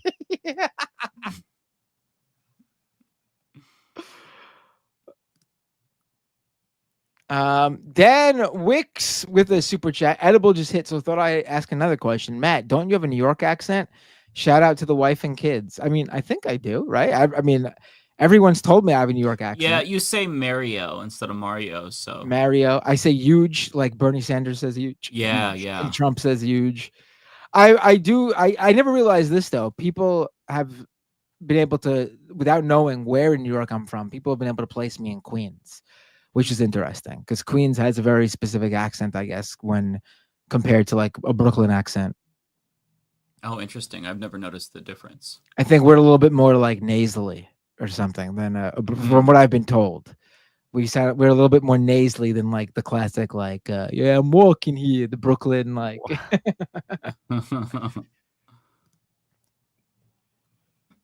Tokyo Hans, Kowalski showing corn on YouTube. Reason for the views. Yes. Yes. I got a couple more in myself. I got this one from Marla who says, Merry Christmas and Happy Festivus. See you next year. Thank you so much. Same to you as well. And then I got a super chat with no message. It's just $50. Like, that's great. PB, thank you so much. I don't know if you meant to send a message. If so, please post it in the chat. But I really appreciate that. That is such a kind, that's a kind super chat. That's fucking a shit ton of money. Thank you so much, PB. That's dope. Thank you. Well, that is that's all we have for today. Any closing thoughts or any last shout outs? I just have two quick ones. Sorry. Oh, sure. Go ahead. Bunker Cat, thank you very much. Big up. Everyone go subscribe to Bunker Cat. It's another lefty channel that needs some eyeballs on the Bunker Cat. Emily Schmidt, love Bunker Cat. Oh, nice, sweet. All right, Bunker Friend Cat. It's Nice. Bunker Cat, BUNK. Yeah, Okay. Yeah, BUNK. Yeah. Okay. At Bunker I'll Cat. subscribe now. Sweet. Oh, Emily really Schmidt. quick over on. Oh, you're not done. Go ahead, Lance. I'm sorry. Go ahead. Okay. Actually, no, you can go. It's fine. No. Finish your super chats and Okay. everything. Emily Schmidt, 7749, thank you for the $10 and the $5. Just love to my Canadian sibling. Love your work. David never stays on long enough. I think everyone agrees. David never stays. And Lance should be voted most beautiful Canadian political news. Oh, thank you. That's kind. Yeah, that's it for me. You are. I mean, you're very handsome guy, Lance. I mean, thank you. And you look like you could be. You should be in a boy band and not really doing YouTube streaming. Honestly, I mean. I didn't think you were gonna reveal the project just yet, but Leftist Mafia is now also. I mean, you should. I mean, you should be in like a K-pop. You should be in the Sasha Boys or something. The male demon hunters. All right. Well, everybody, make sure you Oh, go and wait, follow wait, Anthony. Oh, okay. Go follow. Go right now. Go subscribe to the Do Not Worry Pod. Tune in because his show is amazing. Anthony, thank you so much for staying. Usually our guests don't stay through super chats, but the fact that you stayed up and it's like the middle of the night for you, really, really appreciate it, by the way. No, I mean, hey, when else am I going to get a chance to hang out with you guys? I wouldn't miss this for the world. Thank you so much for inviting me on. It really means a lot. I'm a huge fan of all you guys. Love you guys. Felching, Likewise. Felch. He's a good Felch. Thank you, Anthony. I lost it, guys. I hope it doesn't come back, to be honest, because it's gross. I'm gonna dream about felching. I'm gonna like. Oh no! It's gonna be like, yeah, I'm fucked. I'm going straight to bed, so it's like it's the first thing. Oh god, that'd be terrible. I apologize if that happens. Have a good night, man. Thank you so much for having me on. Who are you rating? Oh, whoever you think. Before you rate, really quick. Looney Tunes 9000 resubscribe for 11 months and subscribe for 23 months. 23 months, is that considered 2 years? Whatever. Let's fucking go. And then Rude Dog 2525 resubscribe at Prime. Subscriber for 28 months. Thank you so much, guys. All right, now who are we rating on Twitch? Lance? Rating who's or do you have any recommendations, Anthony? Anthony. Oh yeah. I have it's 6 a.m. here. It's almost 7 a.m. I have no idea who's streaming at this time. Let me check my YouTube real quick. If anyone I know is streaming, real quick. I know that, like YouTube has like a raid functionality now in a way, kind of. Oh, they do. I don't know how to do it though, because I'm I don't know how to do that either. You have to set it up. Riverboat Jack. Like it's in your YouTube settings. You have to pick a channel to redirect your. Like once your live stream ends, it'll automatically redirect your viewers to their stream. Oh, okay. So I had no idea. Something you do as you're setting up your live stream. It's in the settings. I have no idea who's live right now. They should just make it. They should just make it like Twitch does, where you could just pick someone to raid, like in the moment. Yeah. Lance, who did you say was on? Riverboat Jack, I think. Oh yeah, we haven't rated her in a while. Yeah, let's do it. All right, everybody. Love you. I'm pressing that start raid button. Got a couple more seconds for it to load up. All right, everyone. Thank you so much for tuning in, Lance, Mike, Anthony. It was a pleasure. Blast. We'll see you all again real soon. I'm hitting that raid now button right now. All right, take care, everybody. Bye, guys.